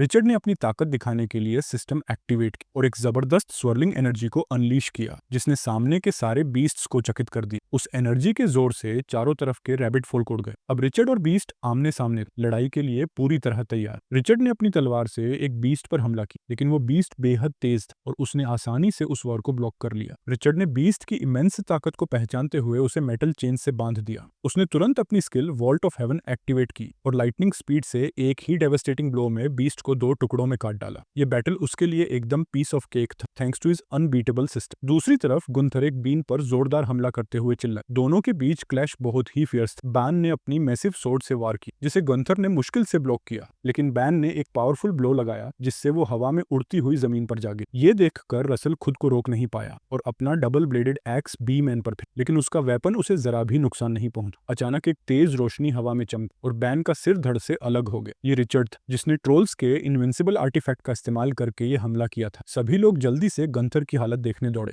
हालांकि उसे एक पोटेंशियली डेडली ब्लो लगा था, फिर भी वो पूरी तरह सुरक्षित थी, थैंक्स टू ट्रोल्स के स्टोन स्किन और इनविजिबिलिटी स्पेल। ये स्पेल्स न केवल ट्रोल्स पर बल्कि पूरे एरिया में टीममेट्स पर भी कास्ट किए जा सकते थे। गुंथर और उसकी टीम अपनी जीत का जश्न मना ही रहे थे कि अचानक लाल धुआं बैटलफील्ड पर फैल गया। उनकी हैरानी के लिए गिरे हुए बेयरमैन और रैबिट फोक धुएं के अंदर फिर से उठ खड़े हुए। शामन ने अपनी वास्ट एक्सपीरियंस और नॉलेज के जरिए इस स्पेल को पहचान लिया। ये मैडनेस आर्ट था। उसे एहसास हुआ कि ये मैजिक सिर्फ वॉर्निंग मून ट्राइब का मिनोटोर ही कर सकता है। शामन को डर था कि ये ट्राइब ज्यादा दूर नहीं हो सकता। उसने रिचर्ड को समझाया, पोम्पे एम्पायर के साउथ वेस्ट में एक ट्राइब है, टोरेंट ओक। ये मिनोटोर बेहद फियर्स अग्रेसिव होते हैं और शामन के प्रिजर्व्ड स्पेल्स में मास्टरी रखते हैं। बैटलफील्ड पर रेजरेक्टेड बारमैन और रैबिट फोक ने फिर से रिचर्ड की आर्मी पर हमला कर दी। रिचर्ड ने पूरे एरिया को स्कैन किया ताकि वो स्पेल को कास्ट करने वाले को ढूंढ सके। शामन ने बताया कि ये दुश्मन सिर्फ पार्शियल बर्जर्क की हालत में, जिसका मतलब था कि कास्टर वहां मौजूद नहीं था। ये सुनकर रिचर्ड ने राहत की सांस ली। ये रिवाइव्ड सोल्जर्स गुंथर और उसकी टीम के सामने टिके ही नहीं, वे उन्हें आसानी से काटते चले। ट्रूप्स ने जीत के नारे लगाए और रिचर्ड ड्वार्फ्स की मदद करने के लिए आगे बढ़ा ताकि वो बदले में कुछ आयरन ओर हासिल कर सके। रिचर्ड ड्वार्फ कासल के सामने पहुंचे, जहां ड्वार्फ्स ने उसे शक की निगाह से देखा और पूछा, तुम यहाँ क्यों आए हो? रिचर्ड ने खुद को इंट्रोड्यूस किया, मैं बैरन रिचर्ड, पोम्पे एम्पायर के हाई माउंटेन्स फोर्ट्रेस का लॉर्ड हूँ। लेकिन जैसे ही लोबी ने एनी को उसके साथ देखा, उसने तुरंत गेट खोलने का आदेश दे दिया और एनी का गर्मजोशी से स्वागत किया। ये देखकर रिचर्ड को इरिटेशन हुई क्योंकि उसे एनी का साइड किक कहा गया। रिचर्ड थोड़ी जलन के साथ लोबी को शैबी कहने का सोच ही रहा था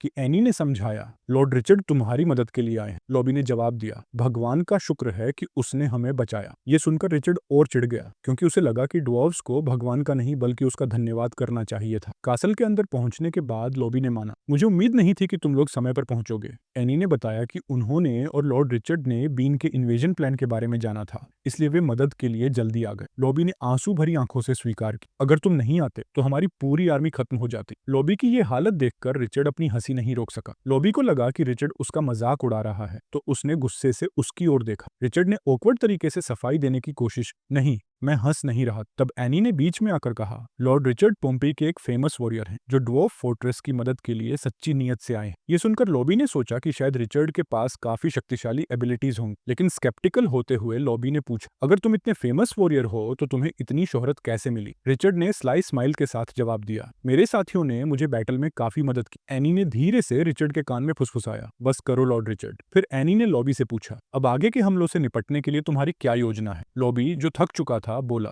अभी तो मैं बस एक रात की नींद चाहता हूँ, कल सुबह हम स्ट्रेटेजी बनाएंगे। रिचर्ड ने अपने ट्रूप्स के लिए अकोमोडेशन मांगा और लोबी ने कहा कि वो इसका इंतजाम करेगा। ट्राइब्स के स्टोन हाउसेस रिचर्ड और उसकी टीम के लिए अवेलेबल थे। जैसे ही वे वहां से चले, एनी ने उसे सलाह दी कि वो लोबी की ब्लंट बातें दिल पर न ले, लेकिन रिचर्ड के दिल में लोबी के लिए डीप डिसडेन था। उसकी नजर में एक इमोशनल और टीयरफुल लीडर जैसे लोबी का इस बैटल में जीतने का कोई चांस नहीं था। एनी ने जवाब दिया, हर कोई वॉर में फियरलेस नहीं होता। जिस पर रिचर्ड ने कहा, सच है कि हर कोई वॉर और डेथ से डरता है, लेकिन विक्ट्री तो उन्हीं को मिलती है जो अपने दुश्मनों में उनसे भी ज्यादा डर पैदा कर देते हैं। ये कहकर वे रेस्ट के लिए चले गए। वहीं दूसरी तरफ दो आर्मर्ड फिगर्स जमीन पर लेटे थे। एक इंजर्ड सोल्जर ने दूसरे को रीअश्योर किया, बाहर निकलने के बाद तुम बेहतर महसूस करोगे। दूसरा सोल्जर जो अनॉयड था उठ खड़ा हुआ और चुप रहने की चेतावनी दी ताकि पास के बारबेरियंस और ट्रोल्स को अलर्ट न किया जाए। जब रिचर्ड अपने रेस्टिंग रूम में पहुंचा तो वो आराम से लेटकर नेप ले सका, लेकिन हेदर को जमीन पर घुटनों के बल बैठकर आराम करना पड़ा क्योंकि ड्वार्फ्स द्वारा दिया गया कमरा उसकी हाइट के हिसाब से बहुत लो था। अचानक पूरा हाउस जोर से हिलने लगा। रिचर्ड तुरंत अलर्ट हुआ, बेड से उठकर विंडो के पास गया ताकि देख सके कि क्या हो रहा है। ट्रेमर्स की इंटेंसिटी देखकर उसे एक बड़ी थ्रेट का शक हो। जल्दी ही साफ हो गया कि मिनोटोर्स वापस आ चुके हैं। इस बार वे बदले की भावना के साथ बैन को भी लेकर आए थे। वहीं दीवारों पर खड़े ड्वार्फ्स ने तुरंत एक्शन लिया।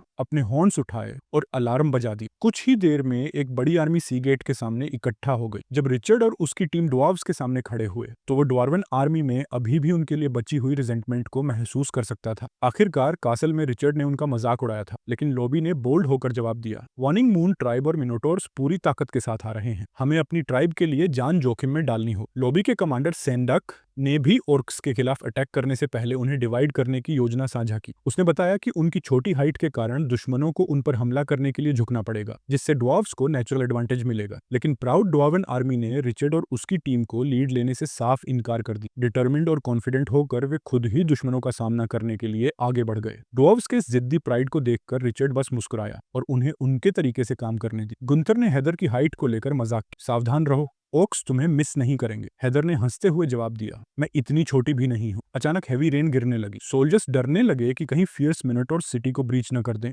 उनकी चिंता सुनकर सेंडक ने उन्हें डांटते हुए कहा, अपनी ड्यूटीज पर फोकस करो। जैसे ही मिनोटोर्स और बारमैन उन पर चार्ज करने लगे, रिचर्ड ने सोचा काश वो कुछ दुश्मनों को जिंदा पकड़कर कोलिसियम में बेच सकता। गुंथर ने चीरफुली कहा, हाँ, इससे अच्छा प्रॉफिट होगा। बैटलफील्ड पर केओस के बीच पसीने में भीगे ड्वार्व्स रिचर्ड और उसकी टीम की कामनेस को देखकर हैरान थे। उन्हें लगा, ये लोग पागल हैं क्या, इतनी शांति से खड़े हैं। फोर्ट्रेस वॉल पर खड़े होकर लॉबी ने रिचर्ड से पूछा, क्या हमारा कैनन अभी भी काम कर रहा है? रिचर्ड ने अनिच्छा से एडमिट किया, हमारे पास अब कैनन बॉल्स नहीं बचे हैं। लॉबी ने सैंडक की तरफ मुड़कर पूछा, क्रॉसबो बोल्ट्स का क्या हाल है? सैंडक ने बताया, बस 6 बचे हैं। कोई और विकल्प न होने पर लॉबी ने फैसला किया कि उन्हें इन बचे हुए क्रॉसबोज का इस्तेमाल बहुत सावधानी से करना होगा। लेकिन ड्वार्व्स की प्लान काफी सिंपल थी। सिर्फ एक ही चार्ज में दुश्मन ने उन्हें हरा दिया और उनकी फॉर्मेशन को पूरी तरह बिखेर दिया। अब ड्वार्व्स ने अपनी की वेपन इस्तेमाल करने का फैसला किया। जैसे ही दुश्मन उनकी रेंज में आया, उन्होंने सारे क्रॉसबोज एक साथ चला दी। एक बोल्ट ने एक मिनोटोर की आंख में लगकर उसे गिरा दिया, लेकिन बाकी के हमले ज्यादा असरदार नहीं रहे। जल्दी ही दुश्मन सिटी गेट्स तक पहुंच गया। अपनी आर्मी को मरते हुए देखकर लॉबी के माथे पर पसीना आ गया। उसे एहसास हुआ कि अब उनकी हार तय है। गुंथर ने रिचर्ड से पूछा, अब क्या करें?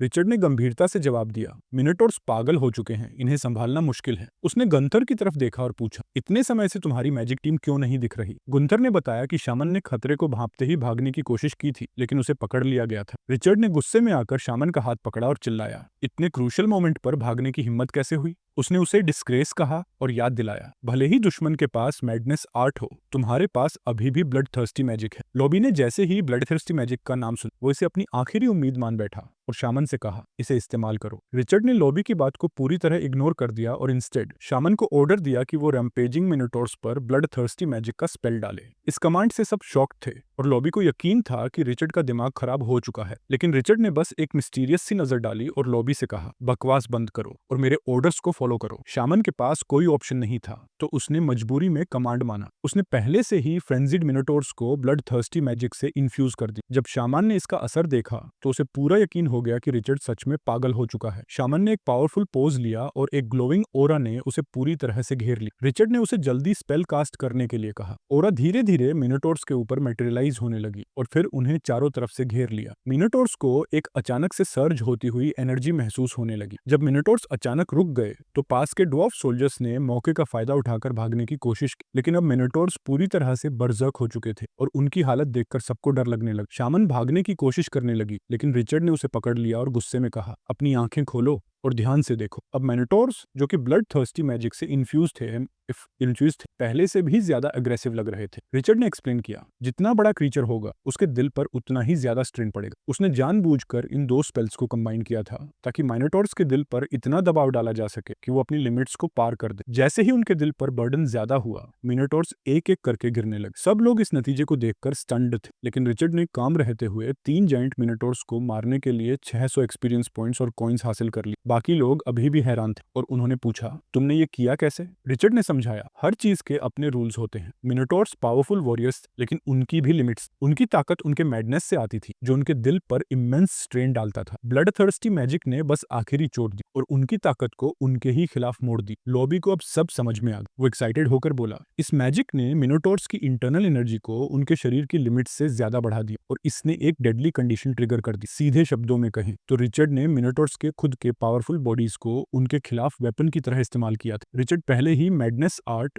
और ब्लड थर्स्टी मैजिक दोनों की कमजोरियां समझ चुका था। लॉबी ने उसकी क्लेवरनेस की तारीफ की, लेकिन शामन ने क्रेडिट लेने की कोशिश की, ये कहते हुए कि उसने ही सारा काम किया है। रिचर्ड ने तुरंत उसे टोकते हुए याद दिलाया कि डिजर्शन की सजा क्या होती है। वो बोला, तुम एक एक्सपीरियंस्ड शमन हो, तुम्हें बेहतर पता होना चाहिए। स्ट्रॉन्ग एनिमी देखकर भागना और फिर अपनी जीत का दावा करना शर्मनाक है। उसने और भी हार्श वर्ड्स में कहा, जहां मेरी फोर्ट्रेस महानता की तरफ बढ़ रही है, वहीं तुम्हारा एक्सपीरियंस और कमिटमेंट उतना ही कमजोर है जितना तुम्हारा करेज। ये सुनकर यंग गर्ल की आंखों में आंसू आ गए। इतनी टेंस बातचीत के बाद भी वे मिनोटॉर्स के पास गए ताकि कंफर्म कर सकें क्या वे सच में मर चुके। हालांकि यह साफ था कि विसरल हेमरेज के कारण उनकी मौत हो चुकी थी, फिर भी रिचर्ड को थोड़ा रिग्रेट हुआ। उसे उम्मीद थी कि वो कम से कम एक मिनोटोर को जिंदा पकड़कर कोलिसियम में बेच सकता था। भले ही ब्लडहूफ ट्राइब का हमला टेम्पोरेरीली रुक गया था, रिचर्ड को महसूस हुआ कि एक और बड़ा खतरा आने वाला है और ड्वार्वन स्ट्रॉन्गहोल्ड और भी ज्यादा खतरनाक हो सकता है। मिनोटोर के शरीर में फंसे एक क्रॉसबो बोल्ट को देखकर उसने लॉबी से पूछा, क्या तुम्हारे सारे वेपन्स बीयू लेक के आयरन ओर से बनाए गए हैं? लॉबी ने सरप्राइज होकर कंफर्म किया, हाँ बिल्कुल। रिचर्ड को सिस्टम की वजह से कोई डर नहीं था। उसे पता था कि जैसे जैसे वॉर आगे बढ़ेगी उसे अपनी जरूरत की चीजें मिल जाएंगी। फिलहाल उसने ड्वार्व्स की मदद पर फोकस करने का प्लान बनाया। उसने लॉबी को सजेस्ट किया, हमें ज्यादा क्रॉसबोज और बोल्ट्स बनाने शुरू कर देने चाहिए, ये फ्यूचर में बहुत क्रूशल हों। लेकिन लॉबी थोड़े परेशान लग रहे। उन्होंने बताया, एरोज बनाना तो आसान है, लेकिन क्रॉसबोज का बेड तैयार करना बहुत चैलेंजिंग है। तभी सिंडक ने रिचर्ड को इन्वाइट किया कि वो उनके साथ चले और खुद देखे कि असली प्रॉब्लम क्या है। कासल पहुंचने पर रिचर्ड को वो जगह काफी छोटी लगी, जिस पर लॉर्ड ने हंसते हुए कहा, मैंने कभी ह्यूमंस को अकोमोडेट करने के बारे में सोचा ही नहीं। लॉबी ने उसे क्रॉसबो बेड्स दिखाए जो उन्होंने बनाए, ये काफी ज्यादा पावरफुल और लॉन्ग रेंज वाले। रिचर्ड ने सजेस्ट किया कि उनकी एम बेहतर करने के लिए उन पर बिनोक्यूलर्स लगाए जा सकते। लॉबी ने समझा, असली समस्या स्ट्रिंग्स, क्रॉसबाउ के बेड पूरी तरह स्टील से बने, इसलिए ऑर्डिनरी शेप टेंडन्स इतनी टेंशन को हैंडल नहीं कर पाते। उन्होंने बताया कि ड्राइड और dehydrated giant Monica leech tendons काम कर सकते, लेकिन वो बहुत रेयर हैं और आसानी से नहीं मिलते। उनका रिचर्ड के मन में एक आइडिया आया और उसने उत्साहित होकर पूछा, क्या तुम्हारे पास कुछ सोने की मुद्राएं हैं?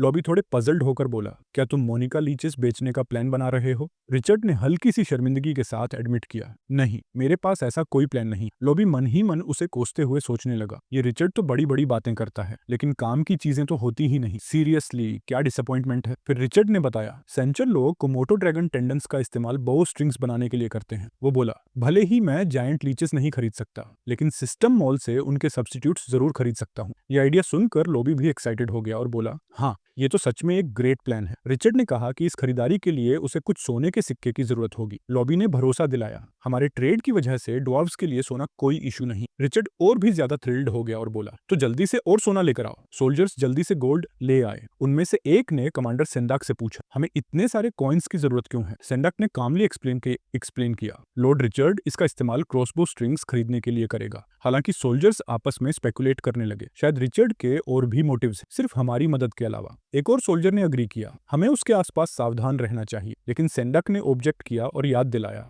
रिचर्ड ने पहले भी हमारी जान बचाई है, उसके बिना हमारे पास कुछ भी नहीं होता। अब कोडो ड्रैगन टेंडेंट्स को क्रॉसबोज पर फिक्स किया जा रहा था। लॉबी ने बताया, नए बो स्ट्रिंग्स पहले से ज्यादा ड्यूरेबल हैं, लेकिन अगर दुश्मनों की संख्या फिर से ज्यादा हुई तो ये ज्यादा देर तक नहीं टिक पाएंगे। रिचर्ड ने मुस्कुराकर पूछा, क्या तुम वॉर हारने से डर रहे हो? लॉबी की आंखों में आंसू आ गए और उसने कबूल किया, आधे महीने की लड़ाई के बाद हमारे कई लोग घायल या मारे जा चुके हैं, अब और नुकसान बर्दाश्त नहीं कर सकते। लॉबी के डर को देखकर रिचर्ड ने रिवील किया, इस वॉर की असली वजह आयरन ओर है। उसने सुझाव दिया, हमें फिलहाल लेक व्यू से पीछे हट जाना चाहिए, दुश्मन इसी आयरन ओर के पीछे है। जब दुश्मन आपस में लड़ते लड़ते कमजोर हो जाएगा तब हम लेक व्यू वापस ले सकते हैं। लॉबी ने हाथ हिलाते हुए तुरंत मना कर दिया। उसने समझाया, लेक व्यू में सिर्फ आयरन ओर ही नहीं है, बल्कि एक सीक्रेट भी है जो रिवील नहीं किया जा सकता। रिचर्ड को शक हुआ कि डॉर्व्स शायद लेक व्यू के नीचे कुछ और छुपा रहे हैं। इस समय काउंसिल हॉल में डॉर्व्स ये डिस्कस कर रहे थे कि क्या लेक के नीचे छुपे हुए सीक्रेट को रिचर्ड को बताया जाए या नहीं। सेंडक ने पॉइंट किया, जो चीज हमारे लिए इंपॉर्टेंट है वो रिचर्ड के लिए उतनी वैल्यूएबल नहीं हो सकती। हालांकि उन्हें पता था कि रिचर्ड आयरन ओर के लिए आया है, लेकिन उसने कभी फोर्सफुल तरीके नहीं अपने जैसे उनके दुश्मनों ने किया था। अब उनकी ताकत भी इतनी नहीं थी कि वे आने वाली दुश्मन सेनाओं का मुकाबला कर सके। किसी सीक्रेट को छुपाने के बजाय और अनाहिलेशन का रिस्क लेने के बजाय क्यों न किसी एलाई को ढूंढा जाए। काफी डिस्कशन के बाद लॉबी ने फैसला किया कि वो खुद रिचर्ड को वो सीक्रेट दिखाएगा। इस बीच दो ट्रोल्स ने एक नई मैजिक आर्ट को अवेकन किया था, जिसका नाम था फ्लावरिंग आर्ट। रिचर्ड इस बात से इरिटेट हो गया और अपनी नाराजगी शमन पर निकाली। शमन ने खुद को डिफेंड किया, तुम हमेशा मेरी टीचिंग्स को इग्नोर करते हो, जैसे स्टोन स्किन आर्ट को भी किया था। एनी ने सलाह दी, पेशेंट रहो, क्योंकि मैजिक आर्ट्स अक्सर रैंडमली अवेकन होती है। रिचर्ड थोड़ा सॉफ्ट हुआ और शामन के सिर पर हल्का सा हाथ हाथ रखकर कहा, हार्ड वर्क करो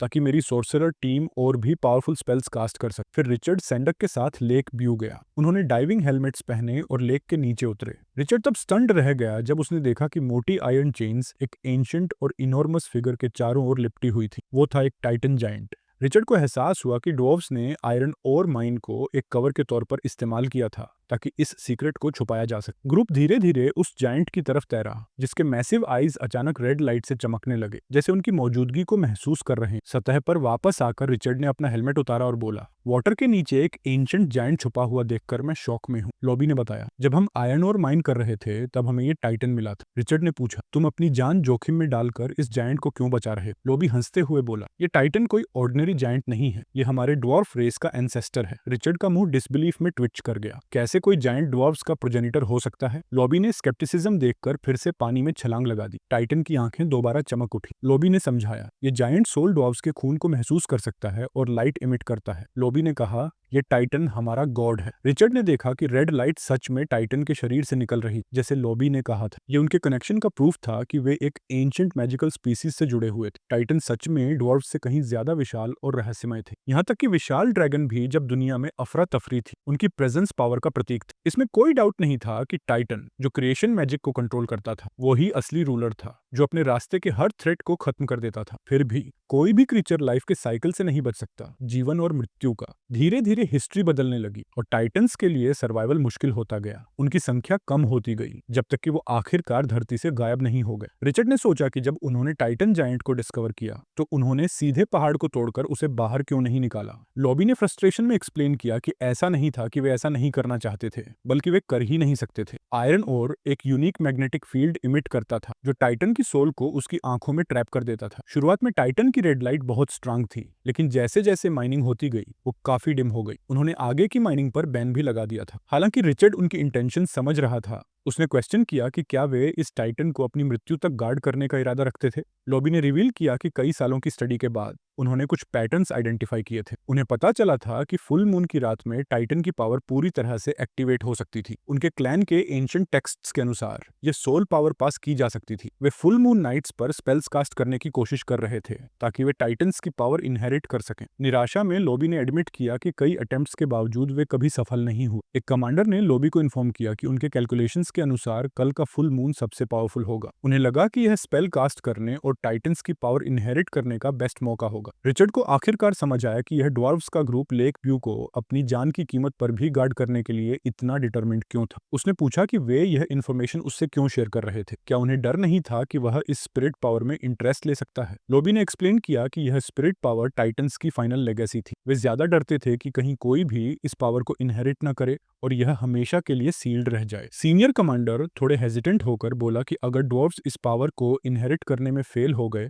तो शायद रिचर्ड ट्राई कर सकता है। रिचर्ड ने इंटरेस्ट न दिखाते हुए कहा कि अगर ड्वार्फ्स बार बार फेल हुए हैं तो एक ह्यूमन के पास क्या चांस, क्या वो बस खुद को फेलियर के लिए तैयार कर रहा है। सीनियर कमांडर ने इंसिस्ट किया कि शायद वह सक्सीड कर सकता है क्योंकि वह दूसरों से स्ट्रॉन्गर था। रिचर्ड ने एक्सप्लेन किया कि स्पिरिट और बॉडी का कनेक्शन बहुत गहरा होता है, जिससे ड्वार्फ्स के लिए ज्यादा चांसेस होते हैं सक्सेस। लॉबी हंस पड़ा और माना कि रिचर्ड की बात वैलिड थी। रिचर्ड ने फिर सजेस्ट किया कि उन्हें वापस चलना चाहिए क्योंकि ज्यादा देर रुकना सस्पिशन पैदा कर सकता है। रास्ते में लॉबी ने उससे सब कुछ सीक्रेट रखने को कहा, खासकर मिस एनी से। रिचर्ड ने अग्री किया और ट्राइब के स्टोन हाउस में वापस चला गया। बाद में जब रिचर्ड आराम कर रहा था, गुंथर ने उससे उसके सडन और सस्पिशियस डिसअपीयरेंस के बारे में पूछा। रिचर्ड ने जल्दी से एक स्टोरी बना दी कि वह गलती से लेक में गिर गया था। फिर उसने टॉपिक बदलते हुए पूछा कि बाकी लोग कहाँ हैं। गुंथर ने बताया कि मिस एनी ट्रोल्स को ट्रेन कर रहे शामन से मिलने गई थी और हैदर व बाकी लोग सेंट्री ड्यूटी पर थे। रिचर्ड ने सोचा कि काश ड्वार्फ्स टाइटन की स्पिरिट पावर को इनहेरिट कर पाते। तभी हैदर अर्जेंसी में दौड़ती हुई आई और बताया कि एनिमी ट्राइब से सिर्फ 70 मील दूर थे। इस समय हमला ड्वार्फ्स के लिए अनफेवरेबल था। रिचर्ड ने एनिमी के नंबर्स के बारे में पूछा और हैदर ने रिपोर्ट किया कि उनकी आर्मी में 5000 से ज्यादा सोल्जर्स थे। रिचर्ड ने स्मर्क किया। लगता था कि कल रात फिर से एक बड़ी बैटल होगी, वो भी फुल मून के नीचे। थंडरस्टॉर्म के बावजूद ड्वार्फ आर्मी ने जल्दी से डिफेंसिव फोर्टिफिकेशन सेट कर ली। फुली आर्म्ड सोल्जर्स ने एक मजबूत वॉल बना ली थी जिससे एनिमी को रोकना आसान हो सके। बिनोकुलर्स से देख रहे एनिमी के चीफ ने आर्म्ड ड्वार्फ्स को होपलेस कहकर उनका मजाक उड़ाया और अपनी आर्मी को सनसेट से पहले ड्वार्फ फोर्ट्रेस कैप्चर करने का ऑर्डर दिया। मैसिव आर्मी ऑफ बारमैन ने फोर्ट्रेस की ओर मार्च करना शुरू किया। यह देख लॉबी डर गया और लमेंट करने लगा कि काश उनके पास 2 और दिन होते तो उन्हें यह बैटल लड़नी ही नहीं पड़ती। वे टाइटन की स्पिरिट पावर इनहेरिट कर सकते थे। लॉबी के डिस्पेयर को देखकर रिचर्ड ने उसे स्ट्रांग बने रहने के लिए कहा। रिचर्ड को याद दिलाया गया कि फोर्ट्रेस को उसी पर भरोसा है। तभी ऑर्क अलायंस ने एक फुल स्केल अटैक लॉन्च कर दिया। यह देखकर रिचर्ड ने जल्दी से शहर वॉल्स और नीचे मौजूद आर्चर्स को आदेश दिया कि वो एरोस की एक भारी वेव छोड़ें। डेंस वॉली ने कई ओक्स को मार गिराया, लेकिन यह बेयरमैन और ट्रोल्स के रिलेंटलेस एडवांस को रोक नहीं पाई। शामन शहर की दीवार के ऊपर खड़ा होकर लगातार फायरबॉल स्पेल्स कास्ट कर रहा था। पूरा बैटलफील्ड स्मोक और फायर के क्योटिक मिक्स में बदल गया। दोनों पक्ष फियर्सली लड़ रहे थे, अपनी पूरी स्किल्स का इस्तेमाल कर दुश्मनों को गिराने में जुटे थे, पर सुपीरियर नंबर्स और साइज के कारण बेयरमैन और माइनर्स ने जल्दी ही बैटलफील्ड पर डोमिनेशन शुरू कर दी।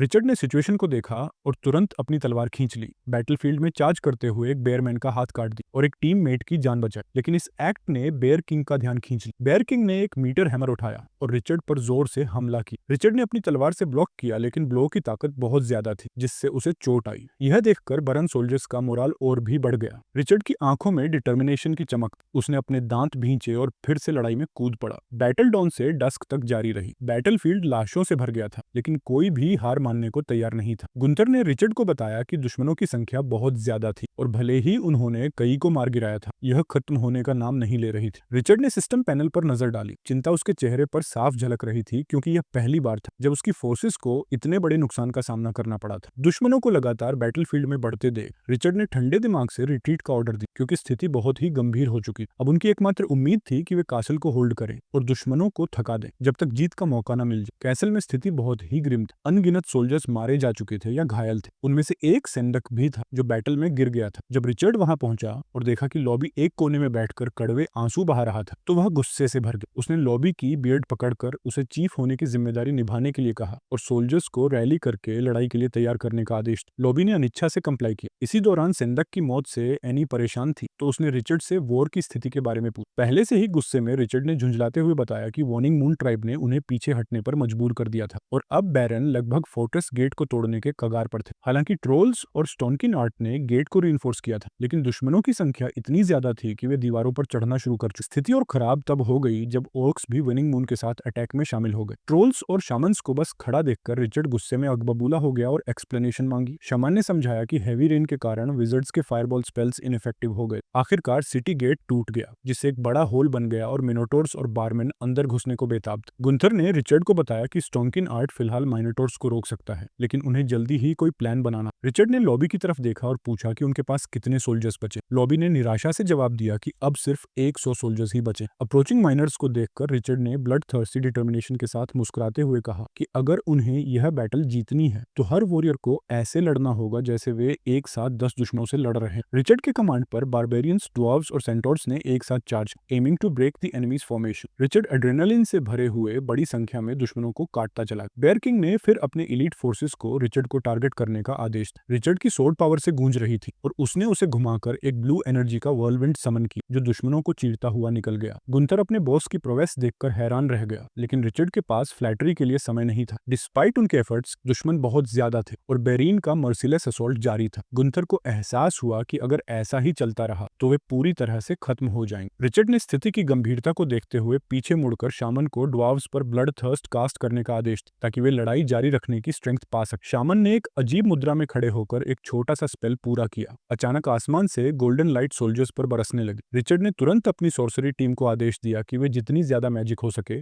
उसे चैनल करें। उसी समय ट्रोल ने ड्वार्व्स पर स्टोन स्किन कास्ट किया और ड्वार्व्स की आंखें लाल हो गई और उनकी शक्ति अचानक सर्ज हो गई। जब एक रैबिट फोल्क ने एक ड्वार्फ पर तलवार से हमला किया तो तलवार टूट गई और ड्वार्फ ने अटैकर को बिना किसी दया के क्रश कर दिया, इससे पहले कि वो रिएक्ट कर पाता। जल्द ही दुश्मन की सेनाएं ड्वार्फ्स के कदमों में गिरने लगी। ये देखकर बेयर किंग ने शीप आर्मी को चार्ज करने का आदेश दिया, लेकिन रिचर्ड तैयार था। उसने ट्रोल को मैजिक का इस्तेमाल करके दुश्मनों के एडवांस को रोकने का आदेश दिया। ट्रोल ने एक स्पेल कास्ट किया और विशाल पेड़ क्लाउड्स तक उगाए, जिससे बैटलफील्ड 2 हिस्सों में बंट गया। बेयर किंग गुस्से से तिलमिला गया, लेकिन रिचर्ड तो बस शुरू ही हुआ था। उसने ट्रोल की पीठ थपथपाई और उस पर कूदकर चढ़ गया। फिर उसने ट्रोल को इनविजिबिलिटी स्पेल कास्ट करने को कहा और पेड़ों के बीच से चुपके चुपके दुश्मनों की ओर बढ़ा। बेयर किंग ने रिचर्ड की चालाकी को कोसा, लेकिन इससे पहले कि वह कुछ कर पाता, रिचर्ड की तलवार उसके सीने को चीर चुकी थी। बेयर किंग को यकीन ही नहीं हुआ कि रिचर्ड ने इतनी चुपके से पीछे से आकर उसे फेटल ब्लो दिया। विशाल किंग जमीन पर गिर गया और मर गया। उनके लीडर के मरते ही बैटलफील्ड पर सब फ्रीज हो गए,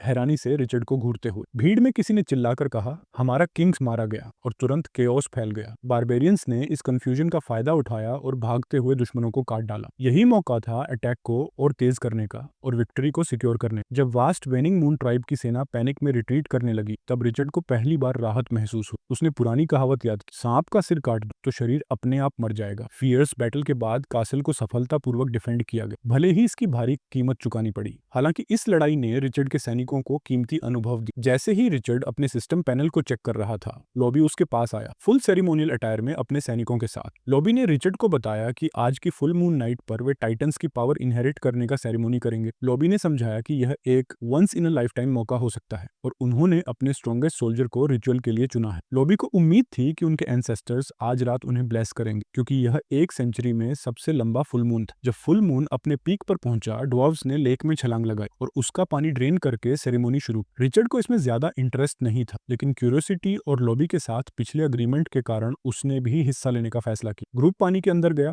और जैसे ही ड्वार्व्स ने स्पेल्स कास्ट करना शुरू की, लेक के नीचे दबा टाइटन जायंट धीरे धीरे सतह पर उठने लगा। रिचर्ड अपने साथ एक शामन और एक ट्रोल भी लाया था। दोनों इस विशाल टाइटन पर स्पेल कास्ट होते देखने के लिए उत्साहित। सेरेमोनी शुरू हुई और 3 सबसे मजबूत ड्वार्फ सोल्जर्स को टाइटन्स की पावर इनहेरिट करने के लिए चुना गया। लॉबी ने अपने सिर के ऊपर एक लकड़ी घुमाई, जैसे किसी बुचर ने मक्खी भगाने की कोशिश। शामन ने उसे जल्दी से टोका और बताया कि यह रिचुअल बुरी किस्मत को दूर करने के लिए, लेकिन लॉबी को इस पर भरोसा नहीं हुआ और उसने पूछा कि क्या पावर इनहेरिटेंस वाकई में रिलायबल है। शमन ने स्वीकार किया कि उसे भी सर्टेनिटी नहीं है, लेकिन बताया कि शमनिक नॉलेज भी जनरेशन से पास होती आई है, ठीक ड्वार्फ्स की ट्रेडिशन। रिचर्ड ने सवाल किया कि अगर शमन इतने पावरफुल होते हैं तो मेजिस उन्हें नीचा क्यों दिखाते हैं, खासकर जब उनके पास 13 सीक्रेट आर्ट्स। शमन ने शांतिपूर्वक समझाया कि आमतौर पर वे सिर्फ आधे आर्ट्स ही इनहेरिट कर पाते और भले ही कोई सक्सेसर 90% नॉलेज हासिल कर ले, वो बाकी 10% को मास्टर करने में अपनी पूरी जिंदगी लगा सकता। तभी ड्वार्व्स में से एक ने सींग बजाया और टाइटन के सामने एक फायर सर्कल में आग जलाई। फिर प्री सिलेक्टेड कैंडिडेट जो हेयर चुना गया था फायर सर्कल के अंदर गया और गंभीरता से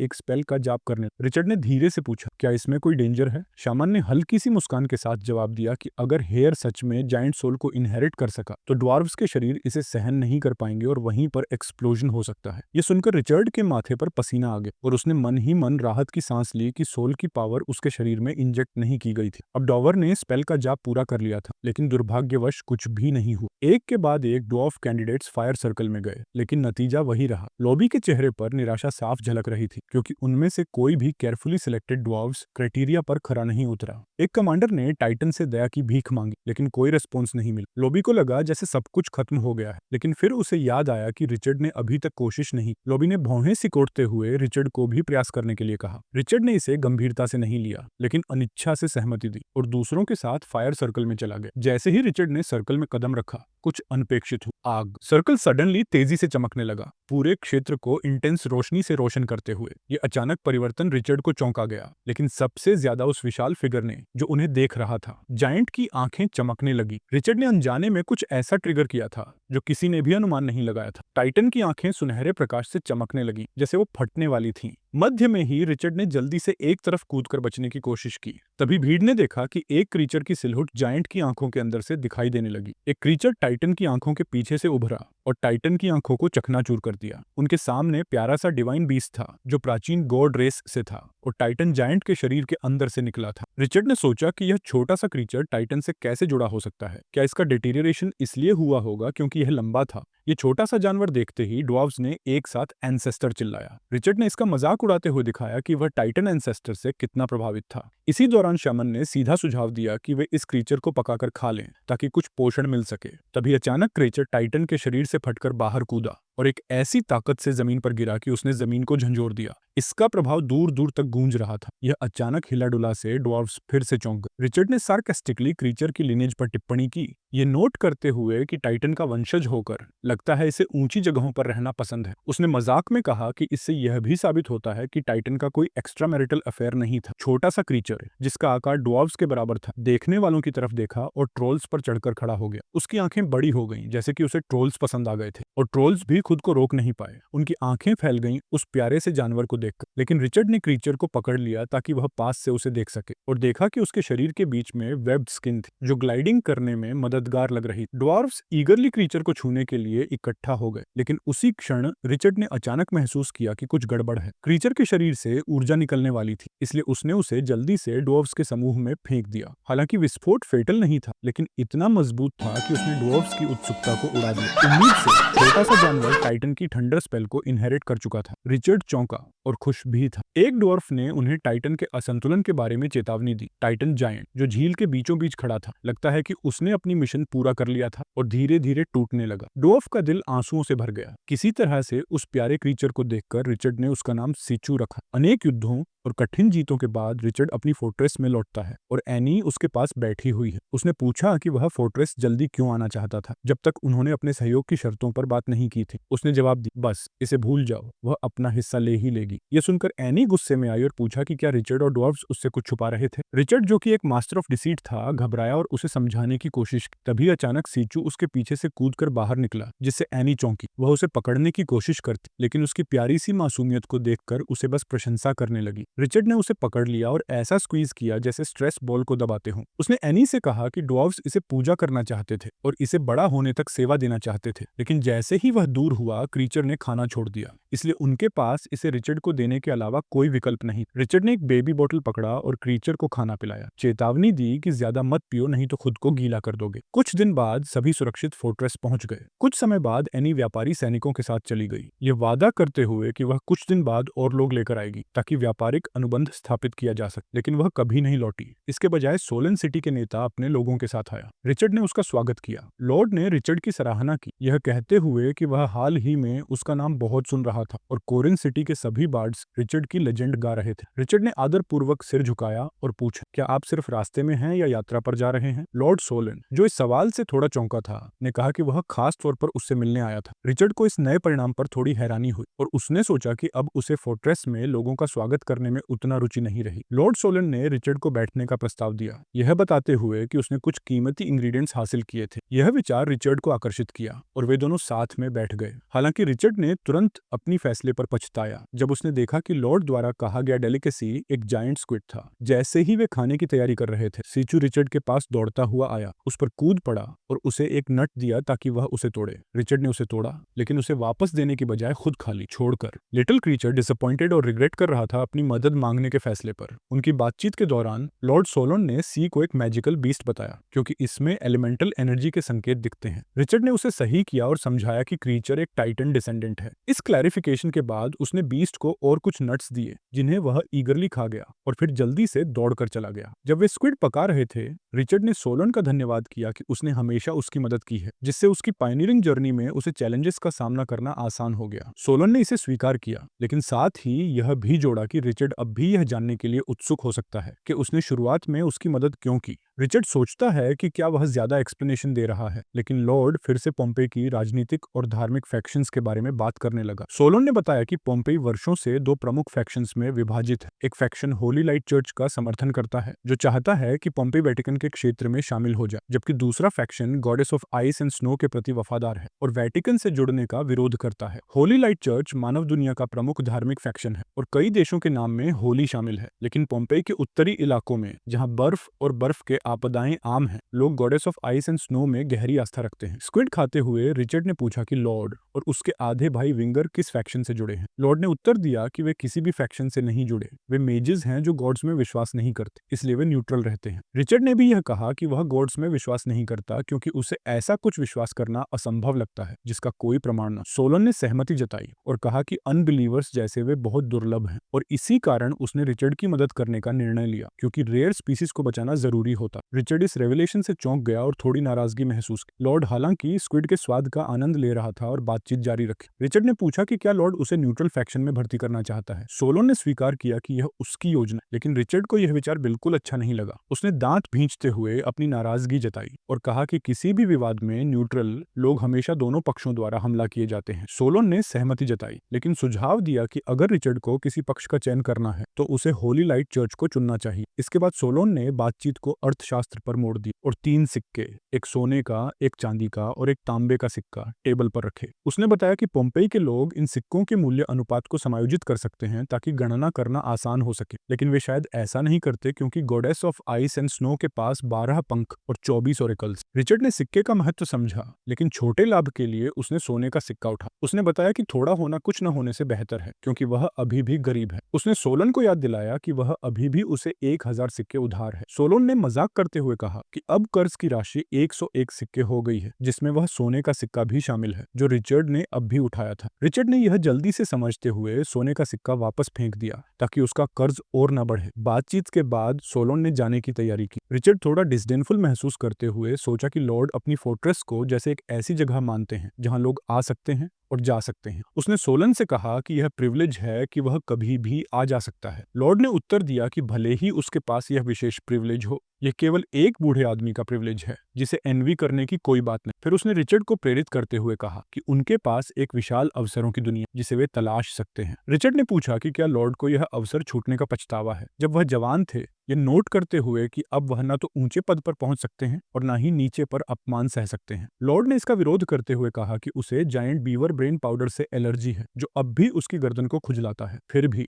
उसे तीव्र माइग्रेन से बचने के लिए यह बेहतर लगता था। लॉर्ड ने रिचर्ड को एक निर्णय लेने की याद दिलाई। इस बीच रिचर्ड ज्यादा इंटरेस्टेड था कि वह लेक के पानी में चीचू के साथ धूप सेंकते हुए फोर्ट्रेस के खूबसूरत घास के मैदान का आनंद ले। तभी आश्चर्यजनक रूप से एनी अपने व्यापारिक रथ के साथ आई जो क्लियरली फोर्ट्रेस के दृश्य से चौंकी हुई थी। रिचर्ड ने बताया कि 2 ट्रोल्स ने अपनी फर्टिलिटी मैजिक का उपयोग करके इलाके को हरा भरा घास के मैदान में बदल दिया। एनी ने फोर्ट्रेस के आसपास काम करते हुए कई ड्वार्फ्स को देखा और उसे एहसास हुआ है। वीडियो देखने के लिए धन्यवाद। Comment for next part.